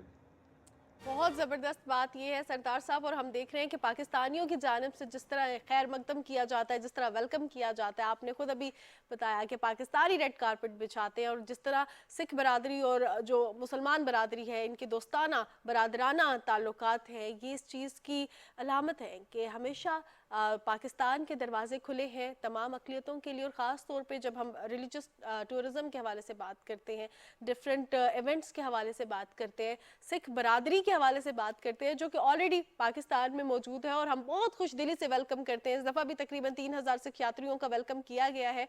तो अब ऐसे में वेलकम के साथ साथ अब ये दोस्ताना ताल्लुकात तो हैं, लेकिन इसके साथ साथ हम ये भी देख रहे हैं कि जो मजहबी मकामात है उनका तहफ़्फ़ुज़ भी बहुत ज़्यादा ज़रूरी है। इस हवाले से क्या इक़दाम किए जा रहे हैं? तहफ़्फ़ुज़ के साथ साथ ऑब्वियसली वहाँ पे फैसिलिटीज़ प्रोवाइड करना, इस हवाले से क्या काम हो रहा है? देखिए जी, आपको पता होगा जिस दिन मोहतरमा मरियम नवाज शरीफ साहिबा चीफ मिनिस्टर पंजाब बनी तो उन्होंने पंजाब असम्बली के अंदर खड़े होकर जो उनकी स्पीच थी, उस स्पीच के अंदर उनका माइनॉरिटी के लिए ख़ास पैगाम था। वो ये था कि माइनॉरिटी मेरे दिल के बहुत करीब है और मेरे सर का ताज है। इनको तहफ़्फ़ुज़ देना, इनकी इबादत गाहों को महफूज रखना और इनको मजहबी आज़ादी देना मेरी अवलीन तरजीह है। इसी तरीके से जिस दिन मुझे मिनिस्टर बनाया गया, मैं मिनिस्टर बना, कैबिनेट मिनिस्टर बना, एक तो ये मेरी पार्टी को क्रेडिट जाता है, मियाँ नवाज शरीफ साहब की सोच को, उनके विजन को, और ख़ासकर मोहतरमा मरियम नवाज शरीफ साहबा का मैं शुक्रिया भी अदा करता हूँ कि पहली दफ़ा आफ्टर 1947 कोई पहली दफ़ा कोई सिख मेंबर जो है वो कैबिनेट के अंदर आया। इससे पहले कभी भी कोई सिख मेंबर कैबिनेट में नहीं आया। जिस तरह 2013 में मिसाल बनी थी कि कोई पहली दफ़ा सिख पंजाब असम्बली के अंदर आया था, इसी तरह पहली दफ़ा कोई सिख मेंबर कैबिनेट में आया। तो उनकी तरफ से ये जो आप अभी बात कर रही थी रिलीजियस टूरिज्म पे, उनके साथ बाकायदा हमारी 2 से 3 नशिस्त हो चुकी हैं, मीटिंग हो चुकी हैं। उनका बहुत बड़ा फोकस है रिलीजियस एंड कल्चरल टूरिज्म पे। वो चाहती है कि जो हमारे भारतीय सिख यात्री हैं, या जो हमारा सिख डायस्पोरा है, या हमारे हिंदू मत के भाई हैं, या हमारे बुद्ध मत के लोग हैं, उनकी जो मजहबी इबादत गाह उनको यहाँ पे महफूज किया जाए, उनकी लुक आफ्टर की जाए, उनकी देखभाल की जाए, जो उनकी जहाँ जहाँ पे उनकी रेस्टोरेशन की, रिहेबिलिटेशन की, कंजर्वेशन की जरूरत है वो करें, जहाँ पे सिक्योरिटी की जरूरत है। लाइकवाइज जो हमारे चर्चेज हैं, क्योंकि यहाँ पे पाकिस्तान के अंदर बहुत सारी हमारी मसीह कौम बसती है, उनकी लुक आफ्टर के लिए, उनकी देखभाल के लिए, उनकी रेस्टोरेशन के लिए बिल्कुल काम किया जाए। फिर हमारी जो मसीह आबादी है उनकी लुक आफ्टर के लिए काम किया जाए, उनकी डेवलपमेंट की जाए। इस तरीके की जो सरदार रमेश सिंह अरोड़ा साहब जो कि सूबाई वज़ीर अक़लियती उमूर पंजाब हैं, आप हमारे साथ मौजूद हैं और बात कर रहे हैं आप बैसाखी मेले के हवाले से भी, और साथ ही साथ हम बात कर रहे हैं अक़लियतों को पाकिस्तान में जो तहफ़्फ़ुज़ात हासिल हैं, इन्हें पाकिस्तान ने जो तहफ़्फ़ुज़ फ़राहम किया है उसके मुताबिक जो बुनियादी हुकूक फ़राहम करने के लिए इंतज़ाम किए जाते हैं। मौजूदा हुकूमत पंजाब क्या इक़दाम कर रही है और कितनी बड़ी जिम्मेदारी है बतौर सूबाई वज़ीर अक़लियत सरदार रमेश सिंह अरोड़ा साहब पर? जी आप कंटिन्यू कीजिए।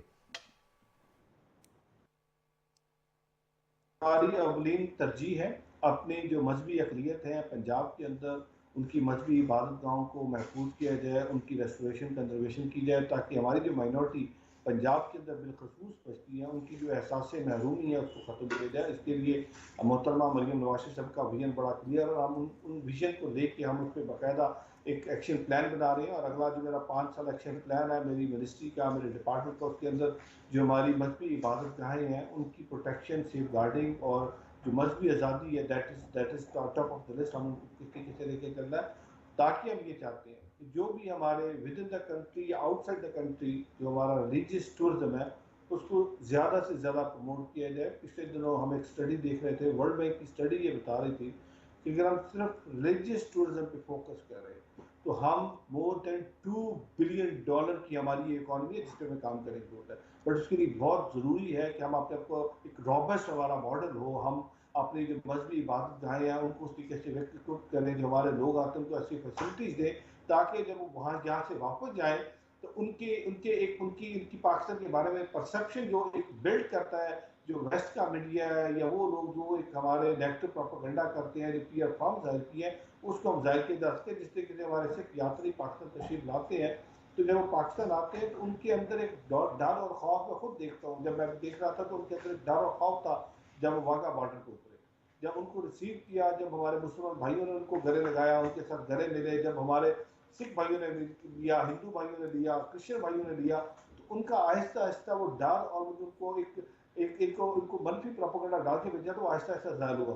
अब वो जब 10 दिन के बाद यहाँ से वापस जाते हैं तो वो ये पाकिस्तान जिंदाबाद का नारा लगा के जाते हैं, वो हमारे एम्बेसडर बन के जाते हैं, वो जाकर दुनिया का पैगाम देते हैं कि नहीं, पाकिस्तान की धरती एक पाक पवित्र धरती है, पाकिस्तान का मुल्क मोहब्बत प्यार करने वाला मुल्क है और पाकिस्तान की जो हुकूमत है वो हमेशा पाकिस्तान के अंदर आने वालों को वेलकम करती है। लेकिन मैं सलूक पेश करता हूँ पाकिस्तान की आवाम को, जो पाकिस्तान की आवाम मोहब्बत देती है, जो पाकिस्तान की आवाम प्यार देती है, ये मैंने दुनिया में कहीं और नहीं देखा। मैं बहुत सारे मैं अपने सिख भाइयों से मिलता हूँ, ये कहते हैं कि जब हम शॉपिंग करने जाते हैं, जब किसी शॉप पर जाते हैं तो शॉपकीपर जो हमसे पैसे नहीं देता कि आप हमारे मेहमान हैं, आप हमारे भाई हैं। तो ये पाकिस्तान के अंदर एक जो भाईचारा है, जो अखुवत है, जो दूसरे के लिए प्यार है, जिसका मुँह बोलता सबूत है। बिल्कुल बिल्कुल, बहुत ज़बरदस्त बात। और पाकिस्तानियों का दिल बहुत खुला है इस मामले में, और हम देखते हैं कि हुकूमत तो इक़दाम कर रही है, लेकिन अवाम भी बहुत खुश दिली से, बहुत अच्छे से वेलकम करते हैं। और हमें बहुत खुशी होती है जब पूरी दुनिया से, चाहे यूरोप हो, कनाडा हो, भारत हो, वहाँ से सिख यात्री पाकिस्तान आते हैं, अपने मजहबी रसूमात अदा करते हैं। बहुत शुक्रिया सरदार रमेश सिंह अरोड़ा साहब, आपके कीमती वक्त का हमारे दरमियान सूबाई वजीर बराए अक़लियती अमूर पंजाब सरदार रमेश सिंह अरोड़ा मौजूद थे, जो कि बैसाखी मेले के हवाले से हुकूमत के जो इक़दामात हैं उसके हवाले से बात कर रहे थे, जो मेहमान नवाजी की गई उस हवाले से बात कर रहे थे। सरदार साहब आखिर में कुछ कहना चाह रहे हैं? मैं सिर्फ एक गुजारिश करना चाहता हूँ, क्योंकि हमारे पास हर 7 साल में तकरीबन 10,000 से ज़्यादा भारतीय सिख यात्री आती हैं, और वो हमेशा उनकी ख्वाहिश होती है कि वो सारे स्थानों पर जाएँ। और इस दफ़ा जिस तरह मैंने पहले अर्ज़ की कि उनका एक ख़ास था कि हमें ट्रेन पर दिया जाए, तो मैं भारत से गुजारिश करता हूँ कि जो भारतीय सिख यात्री पाकिस्तान तशरीफ़ लाते हैं, सही सही, सरदार रमेश सिंह अरोड़ा साहब हमारे दरमियान मौजूद थे और सूबाई वजीर बराए अक़लियती अमूर पंजाब है। बैसाखी मेले के हवाले से बात की, पाकिस्तान की जानिब से जो मेहमान नवाजी और का सबूत दिया गया, और ख़ास तौर पे जो इक़दाम किए गए, और जितनी खुशी से 3,000 के करीब सिख यात्री पाकिस्तान से वापस जा रहे हैं, इस हवाले से बात कर रहे हैं। और सिर्फ बैसाखी मेला नहीं, बल्कि अगर हम देखें जन्मदिन की तकरीबात हों, गुरु नानक साहब की और दनकाना साहब में तकरीबात होती हैं, इसके अलावा तो मजहबी रसूमात हैं, न सिर्फ सिख बरादरी की, बल्कि हमने ईस्टर पर तकरीबात देखी, इससे कबल हमने क्रिसमस पर देखी, फिर होली के तकरीबात पर। इसमें कौमी सतह पर इनको जिस तरह से वेलकम किया जाता है, इन खुशियों में शरीक हुआ जाता है, दुख दर्द हम मिल बांट कर आगे एक मुआशरे की तरफ बढ़ते हैं। यकीनी तौर पर हमें ये एक बेहतर महज़्ज़ब मुआशरा बनाता है, और पूरी दुनिया में पाकिस्तान का तशख़्ख़ुस जो हमारा दुश्मन बिगाड़ने की कोशिश करता है, उसकी नफ़ी भी करता है। हमारे तमाम तर रवैये ही हैं जो मैटर करते हैं। बिल्कुल, और ये पाकिस्तान, ये मुल्क, ये सरजमीन हम सबकी है, और हम सब ने मिलकर इसकी तरक्की के लिए, इसकी कामयाबी के लिए काम करना है। इसी पर प्रोग्राम का इख्तिताम करते हैं। अपनी मेज़बान मानुर कुरैशी और रिजवान अली अहमद को इजाज़त दीजिए। इंशाल्लाह कल सुबह आपसे मुलाकात होगी। सुबह पाकिस्तान में अपना बहुत सारा ख्याल रखिएगा। अल्लाह हाफिज़।